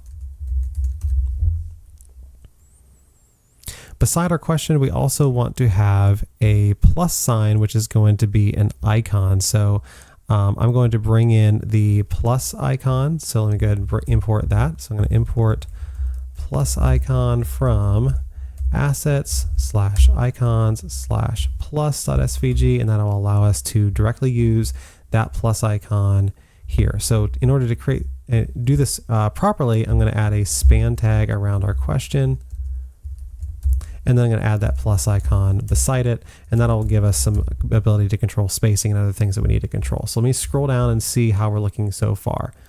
This is looking really good. We have a title, we have all of our questions and answers, and right now we're going to add a class name of hidden to make sure that our answers are not showing, just the questions. Now that we have our content on the page, now we just need to make sure that our styles are in place. And like the last section where we had a background gradient, this one's also going to include a background gradient, but it's going to start at the purple color, the custom color, and it's going to go to black. So I'm going to say the same thing, BG gradient to bottom, and then we're going to say from, and that's going to be our custom color. I'm going to say to black. For that custom color, all we'll do is go ahead and copy and paste in the hex value of that, and that should allow our custom color to show up there. We also want to add a little bit of padding here, so PY 72 pixels. That will add some padding around this particular section. And I don't think there's anything else we need to do right offhand here, so let's jump into our title. Our title is going to be text center, of course, like we know. It'll be 5XL for the size. It's going to be font bold. It's also going to have some tracking on there to bring it in a little bit. And that looks good for that. Let's go down to the wrapper for our accordion. For the wrapper, that's going to be 48 pixels from the title. So we can say MT12 to add that 48 pixels of spacing there. And then for each of the items, we want those to be flexed. So I'm going to say class name equals flex to make sure that our plus sign is aligned. And we're going to say width full to ensure that that's there. We also want our span tag to take up the full space, or the full space that it can. So I'm going to say class name equals flex1. That should grow that in order to make sure that it takes up the full space that it can. So we don't need the width full. That was just basically to ensure that that was stretching out the whole way. But of course, if we just stretch out the question, that will stretch out the flex box itself. We're going to make sure that these are centered using item centered vertically. And we want to make sure that each of these has a little bit of padding as well. So those have 28 pixels of padding, which means that we need to add PY and find our 28, which is our PY7, to make sure that those have the right amount of padding.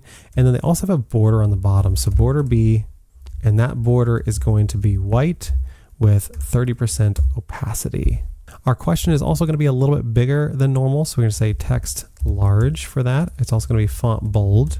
And with these styles, at least on mobile, we have this working accurately.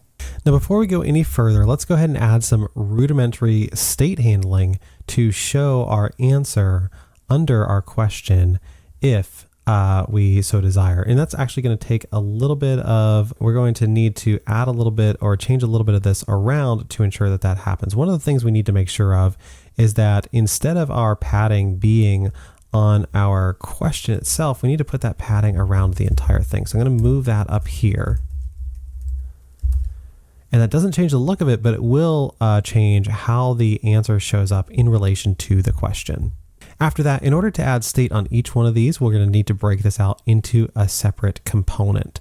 So we haven't done this yet. Let me go ahead and fold up my items just so we can see this a little bit easier. And then I'm going to create an accordion item component. So I'm going to say const accordion item is going to be equal to this. And then we're going to return some JSX. The JSX that we return is going to just be the content of this right here.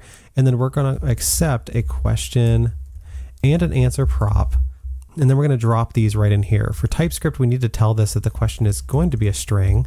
So I'm going to say question string, answer string, and that enables us to use those in JSX to understand what those props are. Now, to make this answer show, we need to save the state of whether this accordion is open or closed. So I'm going to say const is open, set is open equals react.use state. Of course, I need to bring in React, so let's make sure that's in there, .use state, and I'm going to make that equal to false by default. Now, I'm going to want to say if it's open, then we don't want to hide this anymore, and we can do that using classics functionality. So I'm going to import CLSX, and I'm going to use this to say, okay, I'm going to dynamically set my class name, and it's going to be hidden when it's closed and not when it's open. So I'm going to say CLSX hidden is going to be true when not is open.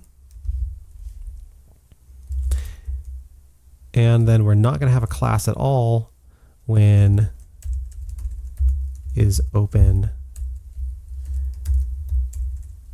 is equal to true. Okay, so let's reformat that. Okay, so that basically says, yes, the hidden class is going to be added when it's not open, and then I'm going to take away that hidden class when is open is equal to true. Now we just need to add a click handler to say every time this is clicked, let's go ahead and update our is open property. So that's going to be on this. We're going to say on click, and then we can add an inline handler. That's fine for this. We're going to say set is open, and it's going to be not is open. So we're going to set is open to the opposite of what the value currently is. So if it's false, it's going to be set to true. And if it's true, it's going to be set to false. So let's test this out real quick, see if this works.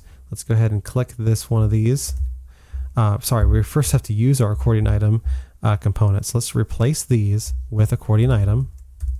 And we're going to say question is equal to the question that we're getting from our array, and the answer is equal to the answer that we're getting from our array. And of course, we need to add a key. So in this case, our key is going to be our question. That's going to add a unique value. And it says we need to use a use client directive because state only works if we're actually using a client. So that's fine. We can come up here and say use client. That means that we're going to have client functionality like state when we access this component. So let me click this, and yes, indeed, we do see that we're able to see our answers show up under our question. The only thing we need to add is a little bit of space. So we have our answer showing up, but it's nudged up right against that question. So all I'm going to do is come here and say, by default, we're also going to have an MT4 to add a little bit of space for that component. So when I open that up, that's going to add a little bit of margin before it shows the answer itself. The other thing that I don't like about this is when it's open, it doesn't show a minus sign. We have an icon we can use for that. Let me go ahead and import that. So I'm going to import the minus icon, and we're going to take that from assets, icons, and minus.svg, and then we're going to replace this whenever this is closed. So if it's open, we're just going to use a ternary here to say if it's open, we want to show the minus icon. And if it's closed, we want to go ahead and show the plus icon. So this is open. When this is true, we show the minus icon. When this is false, we show the plus icon. Let's see if that works as well. And we can see that indeed that does. That shows the minus icon. So this is working much better. Now the only thing that's left for us to do in this particular section, before we add any kind of effects, is go ahead and make sure that our responsive styles are styled appropriately as well. So let's go over to the tablet view and let's see if this matches the design. So I'm going to scroll down on this and we can see that this is a little wide right now. We need to make sure that we have a wrapper that constrains this width. We can do this right here with this div right here. So MT12, we can also say max width. Let's try 5XL. Nope, that's definitely not it. I believe it might even be large, but let me go back to my design and ensure. It looks like it's 648, so that's probably XL. Let me double check on this. Nope. Let's try 2XL, 672. Okay, so we can say 648 pixels here because it doesn't look like we have a Tailwind CSS value for that. So we can add a custom value, and then to get that to the center, all we need to do is add margin left and right of auto, and that should put that directly in the center. We also want to change the size of our title at this screen size as well. So let's go ahead and do that using small text 6 XL. And that will change the size of that title as well.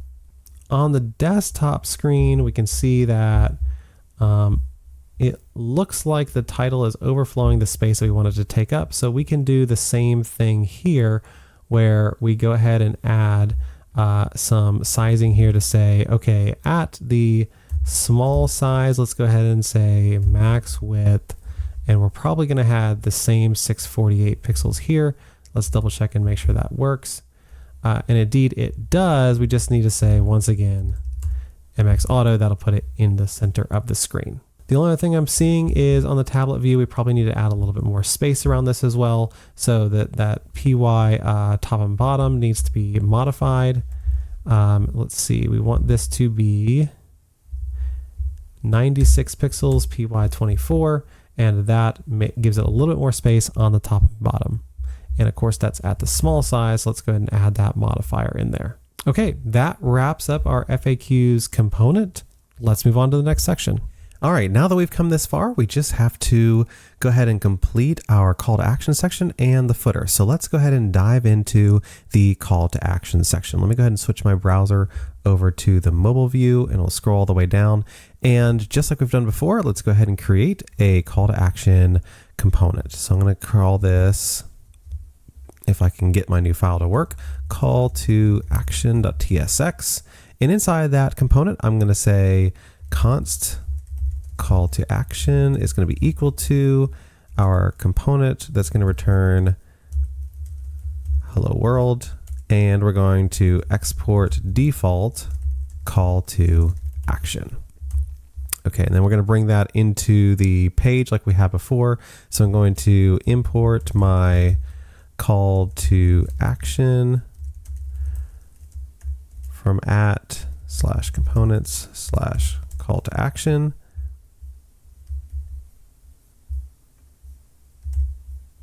And then I'm going to go ahead and bring that in at the bottom here. So I'm going to import my call to action function. And what I realized is I didn't export this as a constant. So that's why I always test that first before I dive in so that I'm not getting any weird errors, which I did there, but thankfully we were able to solve that. And now we're seeing that hello world down there at the bottom. Let me slide this back over so it's easier for us to see the code itself. And then let's go ahead and start implementing the code for this call to action. So I'm going to return a div. This is going to be my section wrapper. It's going to have a class name of BG black because that is going to be a black section with text white for now. And then inside that, we're going to have our container like we had before. And inside that container, we're going to have a title. So we'll do an H2.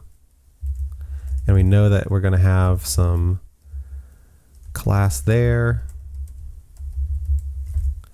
And we're going to have a description, which is going to be a paragraph. And we know we're also going to have a class here. And I'm going to copy and paste that from the design. Okay, so we can see those show up. And then we have a form. So for this form, I'm just going to go ahead and use the semantic form tag. And then inside the form, we're going to have an input. The input is going to be type equals email because it's an email input. And it's going to have a placeholder of your@email.com. And then we'll also have an input submit. So we can do input type equals submit or a button, which I like better. So I'm going to say button, get access, and that button should submit that form either way. And we also know that these are we're going to put some styles here. Okay, we have all that. So let's go ahead and start adding some more of our styles to this section. We know that top and bottom, we need 72 pixels of padding. So we'll do PY 72 pixels. And we also know that for the most part, the text is going to be centered inside here. So we're going to say text center right out here. For our title, we'll need that to be 48 pixels. So we'll go ahead and insert that. So it's going to be font bold. It's going to be text 5XL. Okay, that creates that 48 pixels. And we know that the letter spacing or the tracking is going to be tighter. And that's pretty much it for the title. So let's move on to the description. The description is going to be text XL for now. We also know that it's going to be white, but it's going to have a 70% opacity. So I'm going to go ahead and add that in. And it looks like from the design, we also have a margin top of 20 pixels. So go ahead and add that in as well as some spacing. Now between our form and our description, we have a margin, it looks like, of 40 pixels. So that's going to be MT10 to get that down where it needs to be. And we're also going to define this as display flex so that we can tell it to take a flex direction of column so that those are stacked on top of each other. And the input and the button are 10 pixels apart. So we're going to go ahead and add that here as a gap of 2.5. And then we just need to style up our inputs itself, input and button itself. So let me go ahead and add a class name here. And that class name is going to have a height of 48 pixels. We're going to have a custom background color here. It's just going to be white with an opacity of 20%. So I'm going to say BG white 20. We'll have a border radius of 8. So that's rounded large. We'll have padding left and right of 20 pixels. So that's going to be PX5. The font weight is going to be medium. And then we'll just have the placeholder text color be what's in the design as well. Okay, that input is looking great. So let's work on our button now. A lot of these styles will apply with some inverse styles as well. So for here, we have a class name of BG white. And let's go ahead and scroll down so we can see it. We have text black for that. It also has a height of 48, so we can add our H12. It also has a border radius of 8 pixels, so we can add our rounded large. And that looks like that wraps up the styles for our mobile design. Okay, let's make our adjustments for our tablet view. So let me go ahead and switch over to tablet view over here and stretch that out a little bit so we can see it. scroll all the way down, and we know that this isn't quite right for a few different reasons. So one of them is definitely the font size switches to 60, the title size. So let's go ahead and switch that over. So that's going to be at small. We're going to say text 6XL. The description stays the same, but the form itself is going to flip directions. So we're going to want to make that switch. And it looks like it has a max width of 384 pixels. So let's see if we can add that in as well. So I'm going to say max width. Let's start with medium. That's too big. 384, there we go. So max width small. And then in order to get that to the center, we can just say MX auto to give it margin left and right auto. In this case, we also want to add a flex direction of row. So flex row, and that's going to only take effect at the small size to get that to work well. Now that we have our button in this size, we realize that it probably needs a little bit of left and right padding. So let's go ahead and add that on as well. That's going to be our PX5, and that's going to give it the padding that it needs. And then we want our input to take up as much space as it can. So we're going to say flex 1 on that. And that's going to go ahead and give it that little bit of extra space. So it's going to take as much space as it can, and the button is just going to be its normal default flex basis. It looks like the button and the input are still have a gap of 10 pixels. So this still stays the same. So that looks like that works well. And then the only other thing I'm going to check is that the section padding has not increased, which of course it has. So I'm going to say PY, and then we're going to go find our 96 value. And that's going to be that PY24. And that's going to take effect at the small size. And that looks good on tablet. Let's double check that we don't have anything for desktop. And one other thing that it looks like we're also contending with is the fact that we have a max width on the entire section, because we're starting to introduce the images left and right of the gear and the pie chart. So we need to go ahead and add a max width to the actual content of this section, probably inside of our container. So we can do that here. Let's go ahead and see if we can do that. So it looks like that max width is 576 pixels. So let's go ahead and add a max width of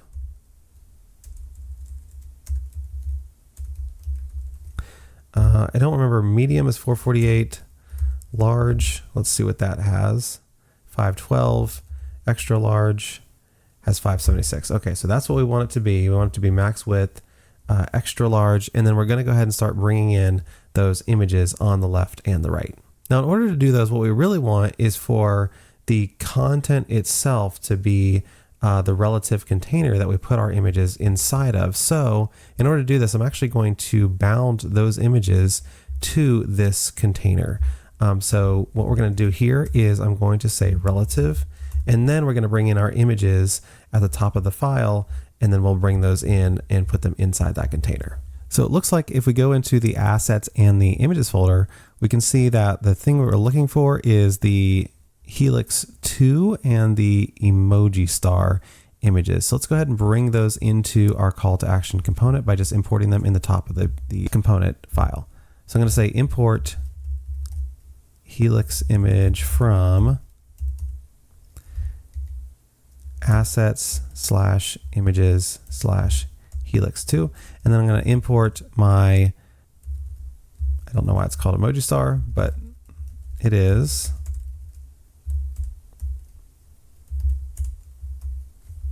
Okay, so we have those, and I'm going to go ahead and call that an image as well. So inside our container, let's go ahead and add those in here. So I'm going to say image using next image, and I'm going to add a source of the Helix image for that one.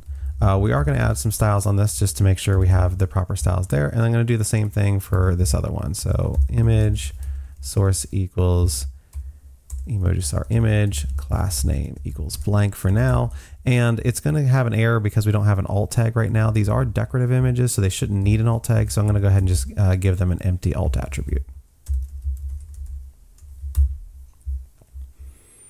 Okay, and of course these are showing up as non-absolute positions, so let's go ahead and add absolute as our first step on these.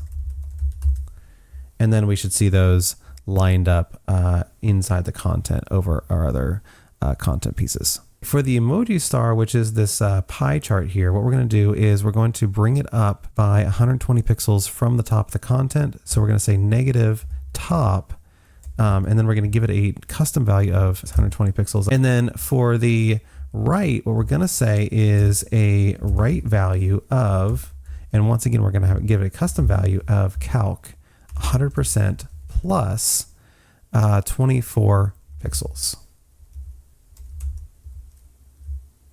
And that will get it over to where it needs to be. For the helix, we want it to be 24 pixels from the top of the content and 36 pixels from the very right edge of the content. So for this one, we're going to say top, and then we can just say, let's see, 6, I believe should give us our 24. And then we want the right to have a custom value of 100% plus our 36 pixels.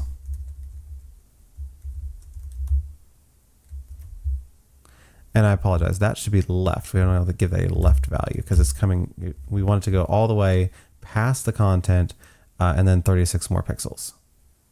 So that's looking good right now. Let's double check that that also stays true for the desktop size. So I'm going to switch over to desktop and I'm going to pull out my screen once again so that we can see the full entirety of the desktop size. Scroll all the way down. And yes, we do see that those images are looking great. We see that our title, description, everything is staying within that box we want it to. Everything is looking really good here right now. So that wraps up our call to action section. There's just one section left, which is the footer. And that's what we're going to dive into next. Okay, let's go ahead and dive into the footer. This is probably the easiest section we've tackled yet. So by now you should be used to what we're doing here. We're going to add a new file for footer, if that'll come up, footer.tsx, and we're going to create that export const footer, and if I could type, and we're going to return footer. Let me bring that into my page.tsx. So I'll import footer in here, and we'll also go ahead and create the footer at the bottom of our home page. So we can see that footer is now showing up. Let me switch back to my mobile view, which is what we'll get started with.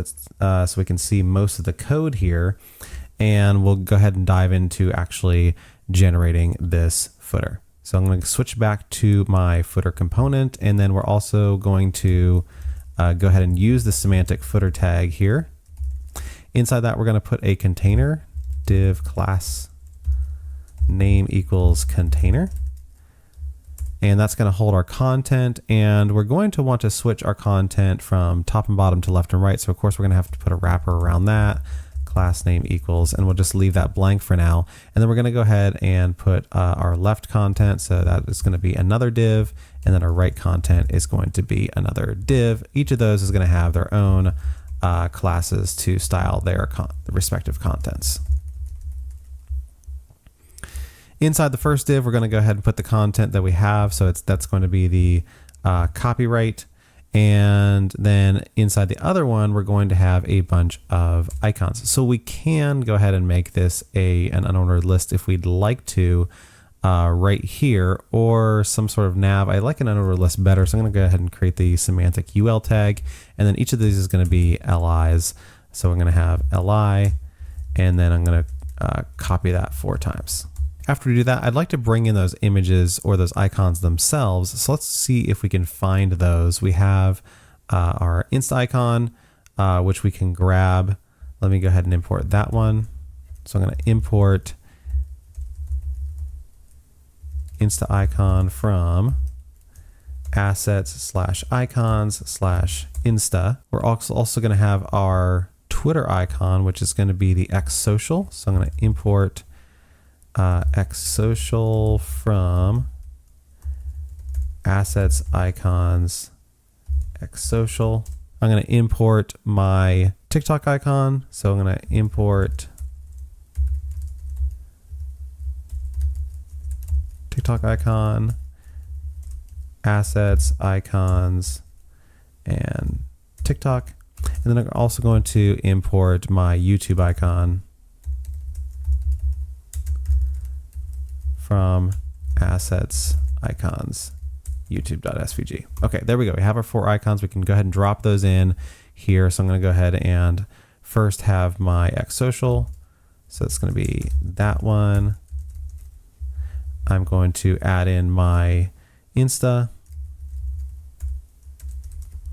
I'm going to add in my TikTok component. And then finally I'm going to add in my YouTube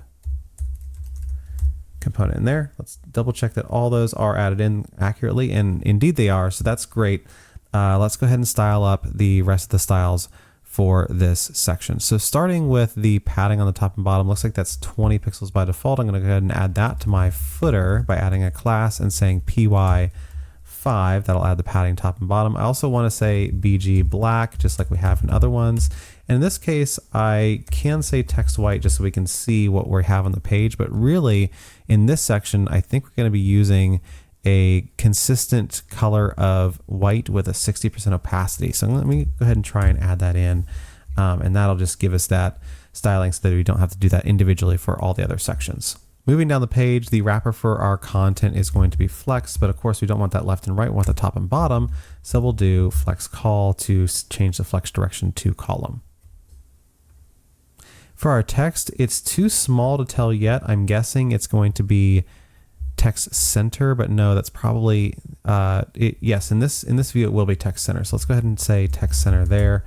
It's just moved it over, touched it over a little bit, but that's fine for now.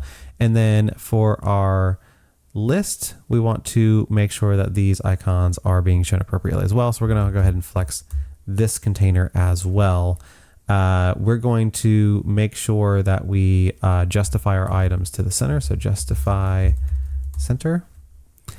And we want to make sure we have the appropriate gap between each of our icons. So from the design, it looks like that is 10 pixels. So we're going to say gap 2.5. That'll put the appropriate 10 pixels between those. And then between the social icons themselves and the upper text, looks like that is 16 pixels. So we can add a gap to this flex right here. That'll keep the appropriate 16 pixel gap that we need there. The only other thing I'm seeing on the design that we don't have yet is our top border. And that looks like that is white with a 20% opacity. So I'm going to go ahead and add that right here. I'm going to say border T, and we're going to say border white 20. And that should add a tiny border that you can hardly see, but is definitely there. Now that we've done that, let's move on and ensure that our tablet and desktop views look just as good as our mobile does. So let me switch it out to tablet, pull this in a little bit just so we can just see the width of that. And let's go ahead and scroll all the way down. And we do see that it's still top and bottom. We need that to be left and right. So at the small view, we are going to switch this flex to, instead of being flexed to the column direction, we're going to switch that to flex row. So I'm going to say small flex row. That should put those side by side. And of course, at that point, we also want the justify content to be space between. So let's go ahead and add that as well. So small justify between, and save that. And that looks like that's everything. Let me double check the sizes. Yeah, that stayed the same between the small size and the bigger size. And of course the border stayed the same, the gap stayed the same, the icon size also stayed the same. So all that should be fine. Double check our responsive desktop view by switching over to our desktop view on our responsive browser. Let's scroll all the way down to the bottom, and indeed it looks great. We have everything in a container, it's center aligned, we have all of our icons.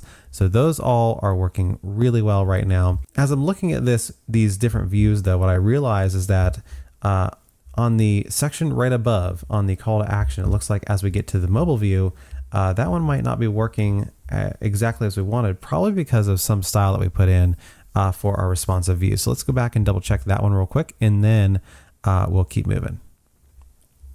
Let me go back to my call to action. I'm just looking at my input here. So it looks like we have, okay, so our flex 1 is probably what's causing our problem. We want this to take up a lot of space, but we have a height of 12. So we probably want to say at the small size. Let's try that. Yes, that is when we want to use our flex one. And we'll double check that as well. Let's go ahead and pull this out to the tablet again. And yes, everything still looks great. So that was the problem. We had a responsive style that was causing problems for our smaller view. Now that we have the structure of our site done and we have the basic styles applied, we want to go one step further and make every section of this page come alive with some effects. And the way that we're going to do that is we're going to add in the Framer Motion framework. In order to do that, let me go ahead and create a new terminal and let me say npm install Framer Motion. That's going to install our Framer Motion package, and then we're going to go section by section and create great effects using that Framer Motion package. The first place that I'm going to add some motion effects is going to be in our hero section. So let me go ahead and X out of that terminal real quick so we can see the code. What I'd like to do is I'd like to, instead of just making these static, I'd like to actually make these draggable, meaning that if someone comes in and clicks on these, they can actually drag them around the page. That you're seeing is normal like Mac image dragging, which is not what we want. We actually want these to move with our mouse. And Framer Motion makes that really easy. So all we do is we go ahead and import our motion div from Framer Motion. So I'm going to go ahead and import motion from Framer Motion.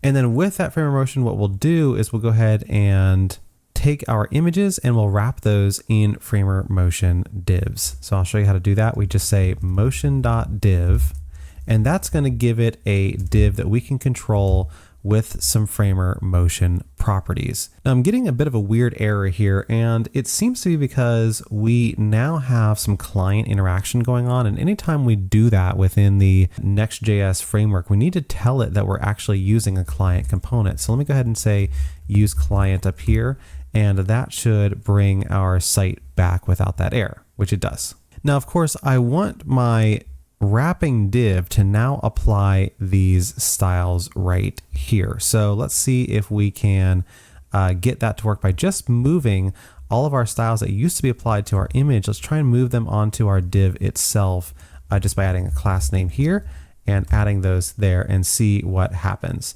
Now, when we do that, one of the problems is going to be that our image gets smaller, as we see right here. It's not respecting the height and the width. And that seems to be because of something that Tailwind adds in to make images responsive and says that the max width is 100%. Well, we don't really want that to be the case. We want it to respect our height and width that we have set here.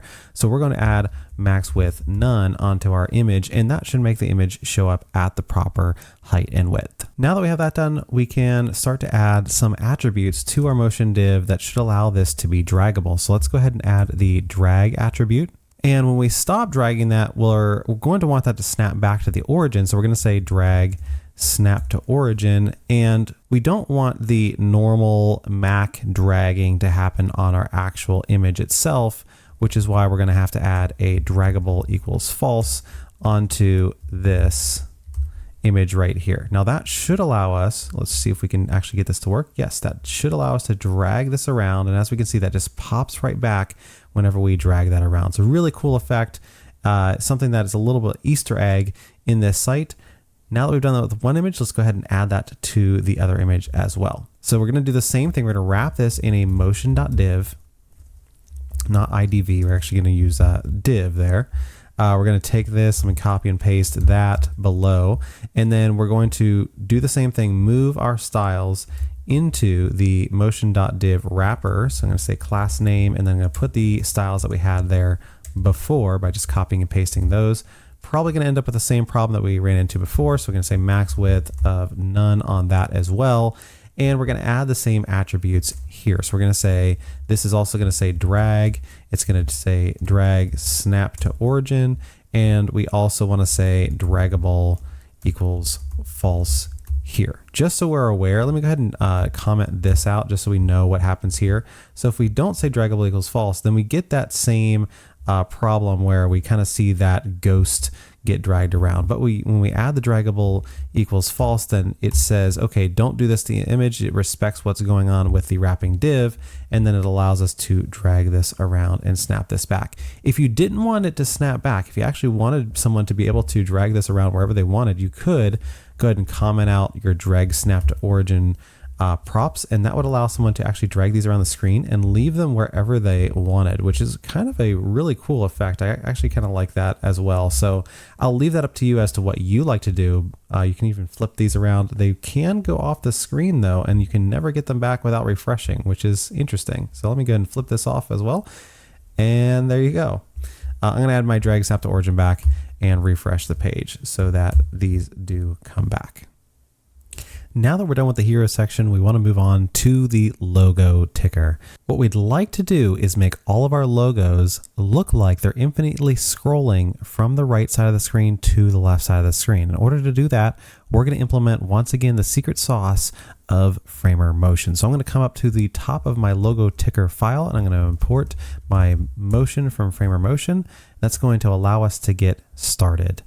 In order to do this, what we're going to do is we're going to animate this div right here. This is the parent div. What we're going to do is we're going to try and make the translate go from all the way to the right to the left. And I'm going to talk about this in terms of Tailwind CSS first. So I'm going to just go ahead and demonstrate what I'm talking about. So if we say translate X 0, of course it's going to stay exactly where it is. If we say negative translate X and we start to increment this value, let's say 1, 4, so 8, you can see it's starting to move to the left. And if we say negative translate X full, it should go all the way to the left. But we're not quite getting there, and that's because this div up here also needs to be flexed, and we need to say that this is flex none, making it respect the values of the images inside. Okay, so we know where we're coming from, which is translate X 0, and we know we want to go back negative 100%. So let's go ahead and implement our motion.div here, and we'll try and do the exact same thing. And then we'll use our motion div to animate that process. So we already have motion imported. Let me go ahead and say motion.div here, and let me have an ending motion.div as well. And let's see what happens. Now we get that same error we had before, and we know that's because we need to tell Next.js that we are using a client component, and we're going to be doing some client-side animation. So in order to do this, what we're going to do is we're going to set our initial property, or initially what we're changing the values of, and that's going to be translate X of 0. So that's the initial property we have, and then we're going to animate to a translate X of negative 100%. Okay, we see that happens really, really fast. We don't want that to happen nearly that fast, so we're going to change the timing and all of that of our animation by using the transition prop. The transition prop will allow us to modify the way that the animation happens. The first thing we're going to do is let's knock that duration up. Let's make that, let's say 10 seconds for now. So if we refresh our page, we should see at least that initial translation happen over 10 seconds. And you can see that the timing really slows down there at the end. We don't want any timing changes in this particular animation. So we're going to say ease of linear and save that again. And we also want this to happen infinitely, meaning we want it to happen over and over and over. So we're going to say repeat, and we're going to set that to infinity. That way it doesn't just happen once, it's going to happen every single time over and over again, and it's going to repeat. So let me go ahead and refresh my page once again, and let's see if this happens. And just to speed this up a little bit, let me switch this to 5 and save again and refresh and make sure that's happening. Okay, so it's a very quick animation now. It should be happening over 5 seconds. It gets all the way to the end, and then it instantly repeats. So that is exactly what we want right now. Now, to make this look like it's infinite, we need to add another line of images after these first ones. So essentially we need to duplicate what's happening here again. So I'm going to just copy and paste this images map, and we're going to add another images map after it. Now we're getting double the number of logos that are flying past, and it's happening really, really quick. Let's go ahead and slow this down. Let's say maybe 20 seconds, and save and refresh again. Okay, that's looking a lot better as far as the speed goes, but we also are going to have a problem if we go all the way over to 100%. We were translating it all the way to the left with our translate x negative 100%, but now since we have 2 times the number of images, now we only need to go to negative 50%. So let's go ahead and make that happen. Okay, and we're getting a pretty slow change here. Let me speed this up again so that we can take a look at this and see how this is happening without waiting forever. So we've got 10 seconds, and let's see what happens when we get all the way to the end, which is really what we're looking for. So this is our ending logo here. It's coming past, it's going. We have our duplicated logos. Okay, we've got a little bit of a jump, and that's because we have a problem with the gaps. So the gaps are only between the images. We need one more type of gap, and that is going to be padding to the right of our last image. So let me go ahead and add that on as padding, or sorry, PR, and that's going to be 16 to make that the same as the gap itself. And let's see if that fixes our problem. So we have, this is our last image here. If it goes all the way to the left of the screen and it looks infinite, then we know we're good. And we've just accomplished that goal. We see that it looks like we have an infinite scroll right now. That's a great effect that we added in there.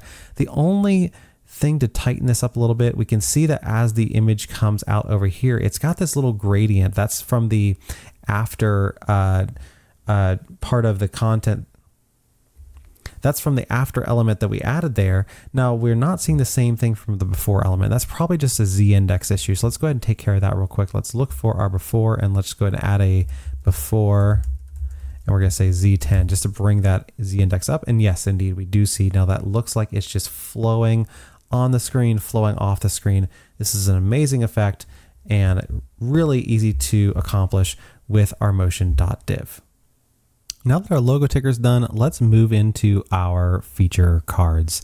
These cards are pretty static right now. We'd like to add a little bit of life, and how we're going to do that is we're going to animate the borders as we hover over those borders, and I'll show you how here in 1 second. Let's go over to our features section by going over to features, and let's see how we can make this happen with our same Framer Motion tool. In order to add our features animation, what we're going to do is we're going to want to split each of these features out independently, which means we're going to want to create a separate component and then pass in the title and description. This will allow us to independently control the reaction to the mouse as we move around the individual feature. So what I'm going to do is go ahead and create a new feature.tsx file. And like the other times we've created a component, I'll go ahead and export const feature, and we'll not worry about the props for now, and we'll just return feature. Now, I'm not going to test this right now because what I'm going to do is I'm going to just basically copy and paste what's in here into my new feature component. So I'm just going to do that, and we can see that it wants to bring in, we don't need a key for that, it wants to bring in the title and description. So we'll go ahead and add those in the props, title and description. And then those are able to be brought in. Now it's giving me an error here because this is TypeScript saying, well, we don't know if title is actually going to be here. So we just need to tell it that yes, indeed it is. And it's going to be a string. So title is going to be string, description is also going to be a string, and that will make TypeScript happy. We also haven't imported our ecosystem icon into this file. So we need to go back to our features, grab our ecosystem import, drag it into our feature component, and then we have a component here that works exactly as it did previously. So in order to use this, we just need to import this into our features.tsx. So I'm going to import feature into features, and then we'll go ahead and use this by dropping in our feature component here, giving it a title of title, a description of description, and we need to add a key because we are mapping over. We need to tell React which feature this is as it maps over those individual features. Now comes the fun part where we actually add in the animation. So what we need to do is we need to think about for a second what we actually want to accomplish. And what we're going to accomplish is we're going to add a purple border around each of these features, but we only want it to show where the mouse is. So first we'll concentrate on actually adding in the border and talking about how we do that. And then we'll get to actually implementing the animation itself. So the first thing I'm going to do is implement the border. So I'm going to say div class name equals, and this is going to be our border. So this is going to be an absolutely positioned element around the whole thing. We're going to make it inset 0 to make it the height and width of the feature itself. We're going to say the border width, and this is going to be 2 just to make it stand out a little bit more. And we're going to say border purple 400 to give it the right color. And we're also going to make sure that this is relative, our parent container is relative, so that we can see that. We want to match the border radius of the border of the parent. So we're going to say rounded XL here as well, and that'll help us match that border perfectly. Okay, so that looks good. However, we can see that we only want it to show up in one particular area. Now, in order to create the masked effect where you only see the border where the mouse is at, we need to add a mask image rule. And what I'm going to do this is I'm going to talk about how to do this. I'm going to go add a style here, and we're actually going to add our mask image, and we're going to make it a radial gradient. And it is going to be at, well, the size first. So we're going to make it 100 pixels at 0, 0. And then we're going to say it's going to go from black to transparent. Now, this is a specific WebKit browser, so we need to kind of add the same thing here, but we need to also add the WebKit mask image, and we need to add the same exact rule. So I'm just going to copy and paste what I had down here, add it up here, and save that. Okay, so now you can see that we have this cool effect going on where we have this purple border, but it's being masked so that only this 100 pixel by 100 pixel section shows. And then we tell the mask where to exist. So the mask is existing right now at 0, 0. If we wanted to move this along the x-axis, we could say at 100 pixels 0 and save that. And you'll see it moves over. If we want to move this down instead, we could put this at 0, 100 pixels, and you can see that moves it down to the left. So we can basically, if we track this, and we say that if our mouse position moves, we update this value, then this will happen exactly as we want it to occur. So in order to track our mouse position, what we'll need to do is we'll need to add a use effect and add a listener to the document that's looking at our mouse position. So in order to do that, let's go ahead and add our use effect. And I'm going to just add this when this component gets added. And we're going to say window.addEventListener mouse move. And we're going to run a function when that happens. So we're going to say update mouse position. Now we haven't defined this function yet, so it's going to give us that error there, but that's fine. We'll define that as const update mouse position, and that's just going to be a function that runs whenever the mouse moves. That's going to give us a mouse event. So we can define that here, and we can listen to that mouse event, and we can make changes based on that mouse event. We're also going to want to say that when this component gets detached from the page, we're going to say window.remove event listener, and that's just going to make sure that we don't have a bunch of listeners that we're not using anymore. Okay, then we can start to define what happens when the mouse moves. So basically we want to say, we want to get the difference between where the mouse is at and where our actual element is at, but we don't actually know where our element is on the page, at least via JavaScript. In order to find out where this element is, we need to use a ref. A ref is basically a tracker that allows you to access the actual DOM element itself. So if I say const border equals use ref, and then we can attach this to our border itself, so we can find out exactly where it is on the page by saying ref equals the ref that we've, or border, sorry, the border ref that we've defined. Now it's not going to like right now a couple of things. One thing it's not going to like is that we have a use effect, and this is a client side item that we're adding in. So we need to tell this that this is a client component by saying use client, and that will allow it to render appropriately. Now it's also not going to like that we didn't set our default value to null. So I'm just going to come up here and say null, and that should take care of any TypeScript errors where we added our ref. Now that we have that ref in place, every time the mouse moves, we can actually get the position of our border versus the position of the mouse. So how we do that is we can get the position of the mouse, the X position, by getting e.x or event or mouse event.x, or the X position. We can also get the Y position with e.y. Now our border itself, we're going to get by looking at the border ref. So we'll get that by, we'll say const the rectangle around it is going to be equal to the border dot current dot get bounding client rect. And this will basically give us the same thing as the mouse, but just basically relative to the border itself. Now we know that this could be null, okay?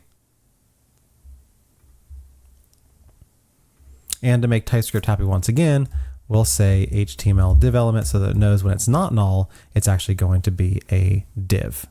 Okay, so now to get the offset of this border versus the mouse, we need to do a little bit of math. And it's not hard math, it's just simple subtraction. But the offset, or if we say const offset x, is going to be equal to the mouse position e.x minus rect.x, or we could even say border rect to make this more apparent what exactly this is. Once again, to make TypeScript happy, I'm going to put in a if the border.current doesn't exist, or if not border.current, I'm just going to return. That way we're not running any of this other code. So this is going to be the offset in the X direction, and then to get the offset in the Y direction, we're going to do e.y minus our border rectangle.y. Okay, now that we have those values, now we can actually use them to create a custom mask that's going to depend on where the mouse is actually at. So we have an offset in the X direction, we have an offset in the Y direction. Now we're going to bring in Framer Motion once again and use our styles to dynamically update based on where the mouse is at. So I'm going to import Motion from Framer Motion, and I'm going to update this to a motion.div.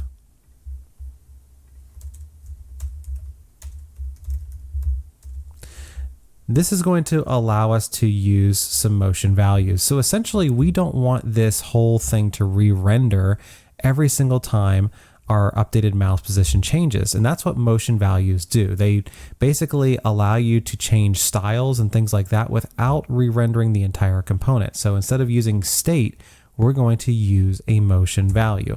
So we're going to create an offset X, and we're going to set that to a motion value of 0. So it's going to start at 0, and then we're going to create an offset Y and set that to a motion value of 0 as well. Now, we already have these down here, but basically we just want to change these motion values whenever our mouse position changes. So instead of setting these to variables, we're just going to say offset x.set, and that's going to set this value every time the mouse position changes in the X direction. And then we're going to do the same thing with the Y position, offset y.set, and that will update our motion value. Now to use our motion value, we're going to want to turn this into a motion template, which basically says every time the motion values change that are in this template, let's update this template accordingly. So what I'm going to do here is I'm going to say const mask image, and we're going to make that equal to use motion template. And we're just going to give it a template to update with our motion values. So I'm just going to copy and paste what we already have right here. Paste it in right here. So we have this radial gradient. It's going to be the same size, but now we're going to say our offset X, instead of just being a flat 0, our offset X is going to be offset X there. And then our offset Y is going to be our offset Y, like so. And then we can use this motion template inside of our style tag to dynamically generate what this style is. So instead of that being a string, we're going to set that to the value of mask image. And the same thing down here, just to take care of non-WebKit browsers, mask image. And we can just easily also just do that syntax. So we have these both set to mask image, and let's see what happens when I come over and hover over my tablet view. Wow, we can see now that when we go around the border, it's updating dynamically based on where the mouse is at. It looks really, really nice.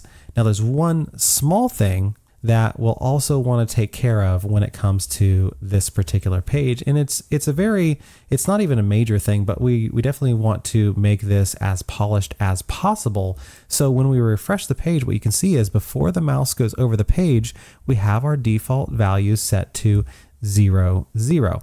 Now this is going to render a border on each of these features, but that's maybe not necessarily what we want yet, because we don't want to show a border until someone actually hovers over this. So instead of that, let's just use -100, -100, and that will make sure that the border isn't showing yet because it's not big enough to show, so that when we refresh the page, we don't see that at all until we hover over it, and then we see that great radial gradient effect.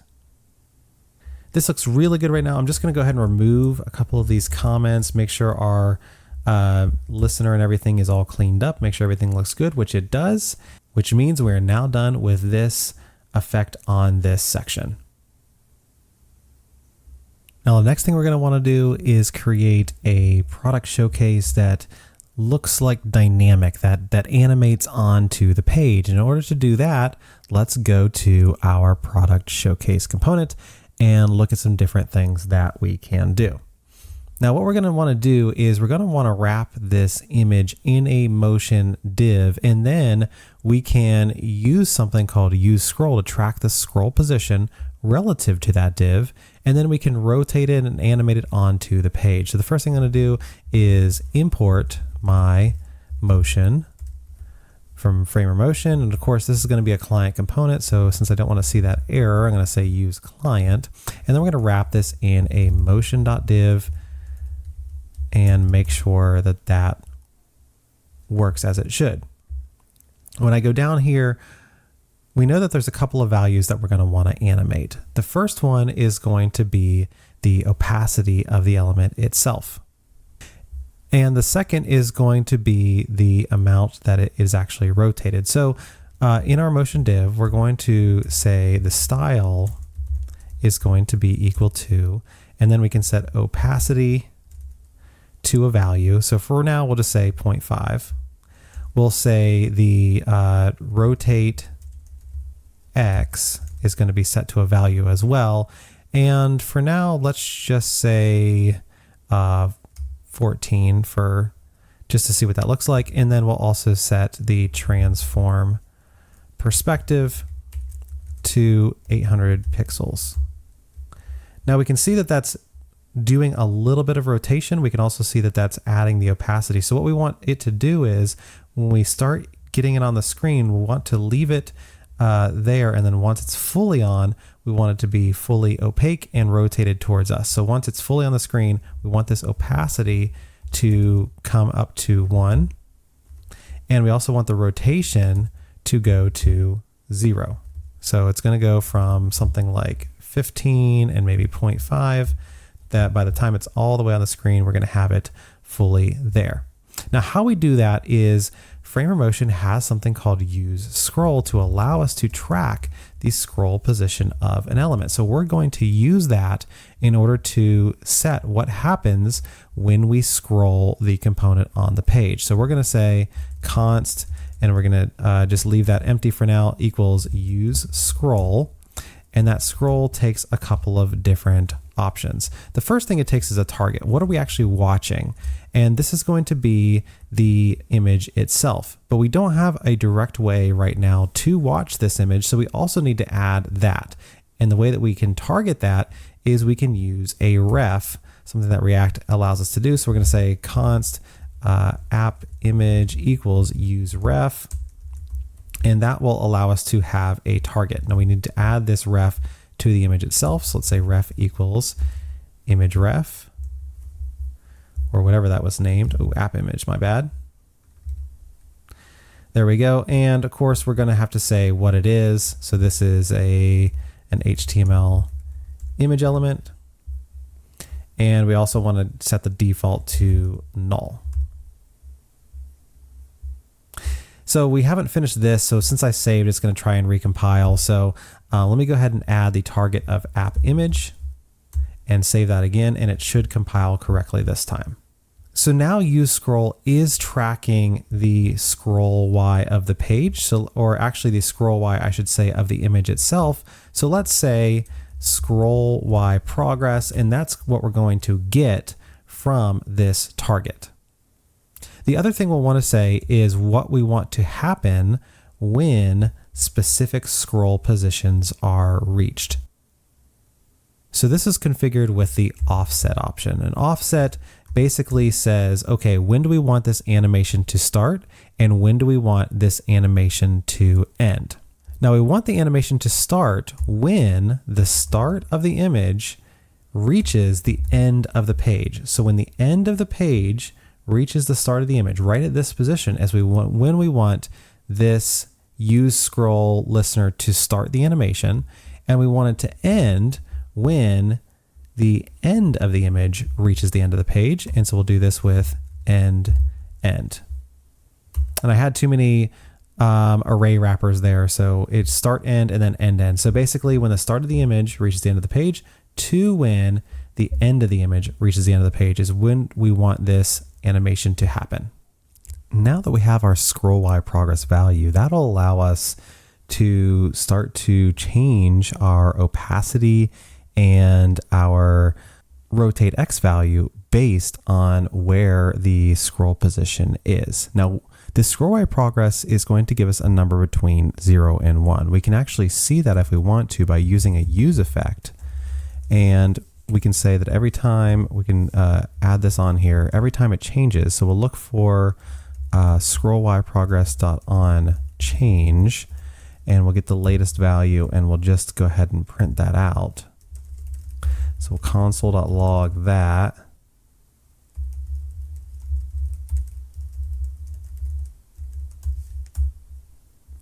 So yeah, we're going to look at when scroll Y progress changes, we want to see what that latest value is. Then we'll bring up the dev tools so we can see what's happening. When I scroll and my image reaches the very top of the image, it's going to start at a value near 0, and then it's going to, as it continues to scroll, we're going to get down to 1. So it's going to go from 0 to 1 as we scroll over the image. Now we don't need a value of 0 or 1. We need values of between 0.5 and 1 for our opacity, because we want to take it from 0.5 and take it to 1. And we want to rotate X to go from 15 to 0. So how we do that is we actually use something called use transform, which is the way that Framer Motion takes one value and transforms it into another value. So we'll do that for our rotate X. We're going to say const rotate X is going to be equal to our use transform, and we're going to transform scroll Y progress. And we're going to say as scroll Y progress goes from 0 to 1, we want our transformed value to go from 15 to 0.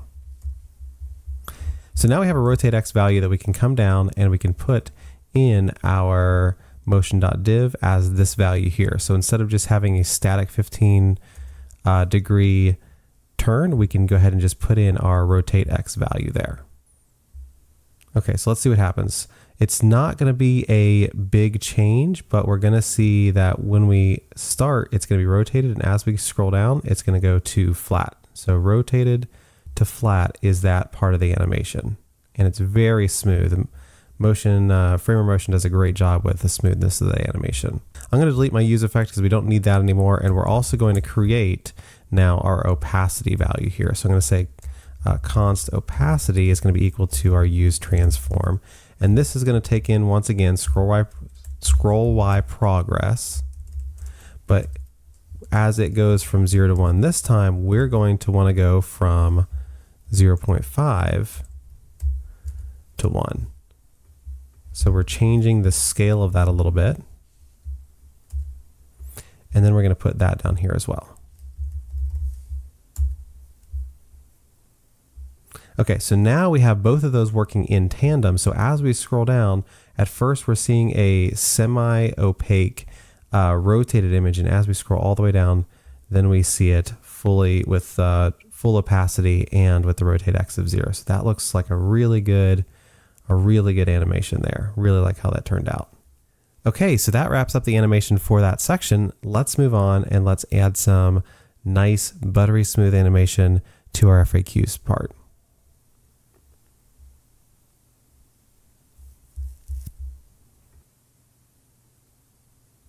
Now let's move on to animating our frequently asked questions section. What we want to do for this section is, instead of just having a straight showing and hiding of the question in a very abrupt manner, we want to transition the answer in and then transition the answer out. And of course, like everything else, we're going to be using Framer Motion because it has some great tools for this that I'm going to show you how to use. So the first thing I'm going to want to do is go over to our FAQs. And let's see, it uses this accordion item. So and that's up here. So we have our accordion item as a separate component, which works very well for what we need. And what we're going to want to do is say, okay, if the answer is there, we want to animate it in. And if it's gone, we want to animate it out. So we're going to use something called animate presence from Framer Motion. So let's go ahead and import that. Animate presence from Framer Motion. And then what we're going to do is we're going to, instead of a div here, we're going to make this a motion.div because we can animate the presence of motion divs. So this is going to be a motion.div. Excuse me, I forgot to import motion as well. So motion.div here. And then this ending div is also going to be a motion.div. Okay, so we have our motion.div, and then we just need to say is open. So let's go ahead and say we're going to wrap this motion.div in is open so that we can take it away and present it back to the animate presence component. So let's go ahead and do that. So we'll say is open. And then we'll go ahead and put that in there. And then we're just going to say animate presence around this. And this is going to allow us to animate when this thing enters the screen and when it leaves the screen. We're going to make sure it's fully hidden. Now how we do this is we set 3 values. We set an initial value, we set an animated value, which is when it's all the way in, and then we set an exit value. So it's going to go from initial to animate and then to exit when it leaves the screen. So what we're going to want to do here is say initial, and then we're going to have some values there. We're going to say animate, and we'll have our animated value when it's all the way in the screen, and then exit as it leaves the screen what it actually goes to. So one of the things we're going to want to do is opacity. So opacity we're going to want to take from 0 to 1 to 0. So we'll go ahead and do that. We'll say opacity 0, and then opacity 1, and opacity 0. We know we also want to animate height. So our height is going to go from 0 to auto to 0. So let's try that. Height 0, height auto, and height 0.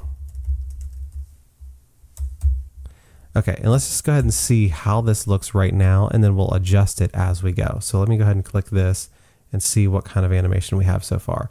And that's actually looking really good. The only thing that I'm seeing is a slight little bump there at the end, and that's because we take away this MT4, and when it's hidden, or sorry, yeah, we add the MT4 when it's open, and we take away the MT4 when it's hidden. So we need to make sure that our margin comes in at the animate value and then goes back away as well. So we're going to say margin 0. The margin is going to be, MT4 is going to be margin top. So let's actually say margin top 0. And then we'll say margin top of 16 pixels because that's what MT4 represents. And then we'll say margin top of 0 again. And then we'll just go ahead and take away this class name, I believe. Yes, because we don't need this anymore, because instead of us hiding it, we're actually going to be taking it completely from the screen. So we're actually going to be removing this whole class name here because we don't need the margin either. We just accounted for that. Okay, so let's see what that looks like. Out, in, out, in. And as you can see, it's so buttery smooth the way that transitions. It's kind of amazing that animate presence can work that well, but it really does. And I'm really, really happy with how this particular animation turned out.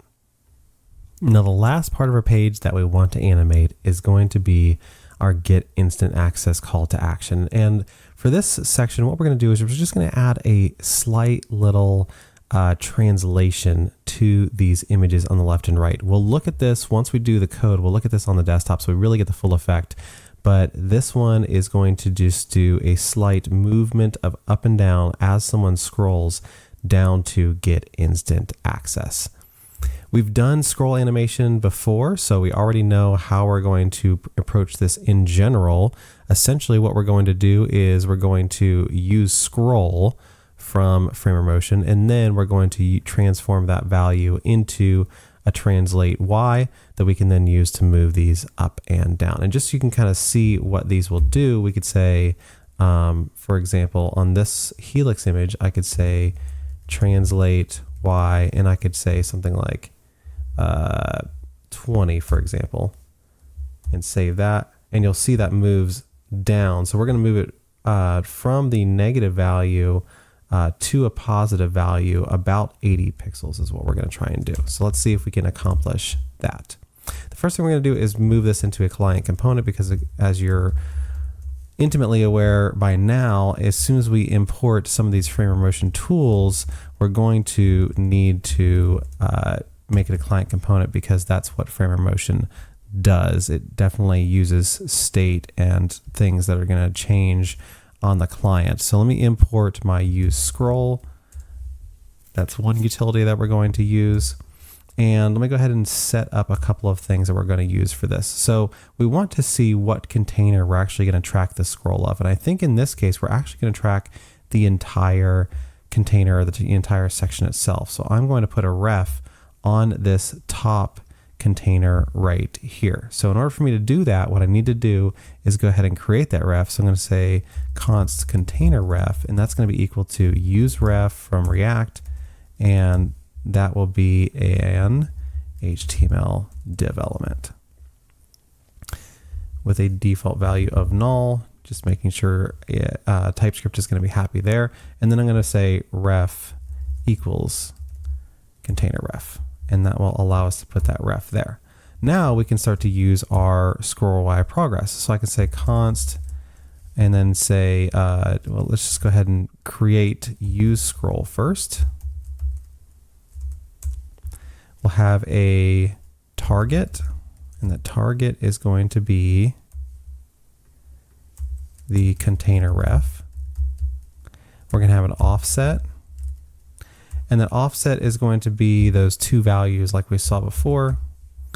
And it's going to be basically when the end of the page reaches the start of the container. So I believe that's start end, And then when the end of the page reaches the end of the container is when we'll stop that. So let's do end, end.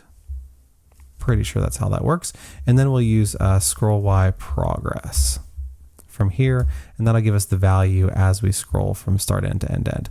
Now we can double check that this is working how we want by using a use effect to actually look at that scroll Y progress value like we've done before. So we can say scroll Y progress dot on change, and we'll grab the value and just console log it.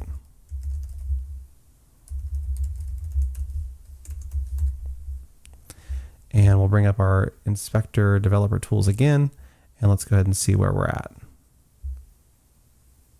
Okay, that seems accurate. So we should go from the top to the bottom, and we should see things move. That looks really good. And then we're also going to want to use a use transform. And of course, since we're going from 0 to 1, we want to transform that to a different set of values. In this case, I'm going to want to transform that from -80 to 80. So I'm going to say const translate Y, and we're going to use transform from Framer Motion, and we're going to track the scroll Y progress. And as it goes from 0 to 1, we're going to go from -80 to 80 pixels. Okay, so we also need to wrap each of these in a motion div in order to get these to show up the way that we want. So in order to do that, let me go ahead and test this with a first motion div. So I'm going to say motion.div here. And most likely what we're going to do is actually make the div itself absolute and just put the image inside of it. So let me go ahead and do that. We don't have motion on the page. That's fine. Can certainly do that. Let me scroll back down.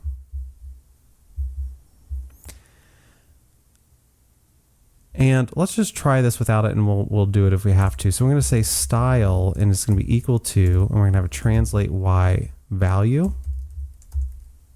And if we do it with that syntax, let's see what happens. Okay, we actually are seeing that move, which is really nice.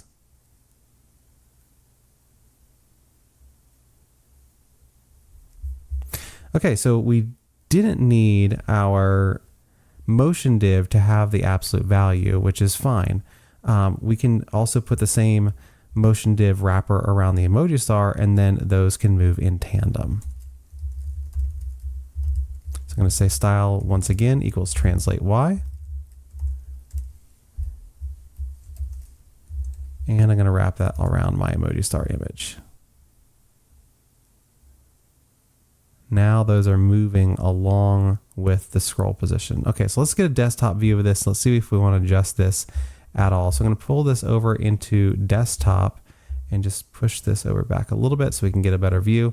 Okay, so as we scroll, it's definitely smooth. It's definitely obvious as well what's going on, but it feels a little too intense for what I'd like on this particular page. So let's see if we can make it a little less intense. So let me go ahead and take this from -80 to 80, and let me actually go from, well, actually, let's try and go from 80 to -80. So we'll go from top to bottom a little bit more.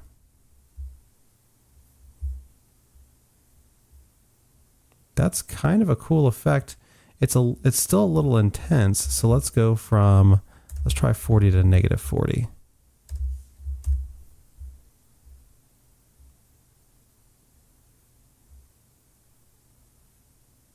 And that's a little bit of a better effect. It still gets your attention, but it's something where it's not going to be like this jarring effect. So it's nice, it's smooth.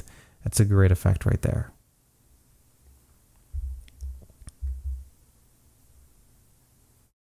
Okay, so we now have all of the animations for our entire page done. So let's go over what those are again real quick, just so we can see them all working in tandem. So we know that we can drag this around.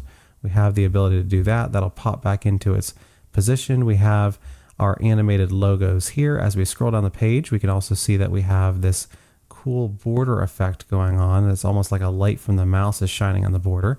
That's really great. We have some opacity and some turning of the image here as we scroll down into our product showcase.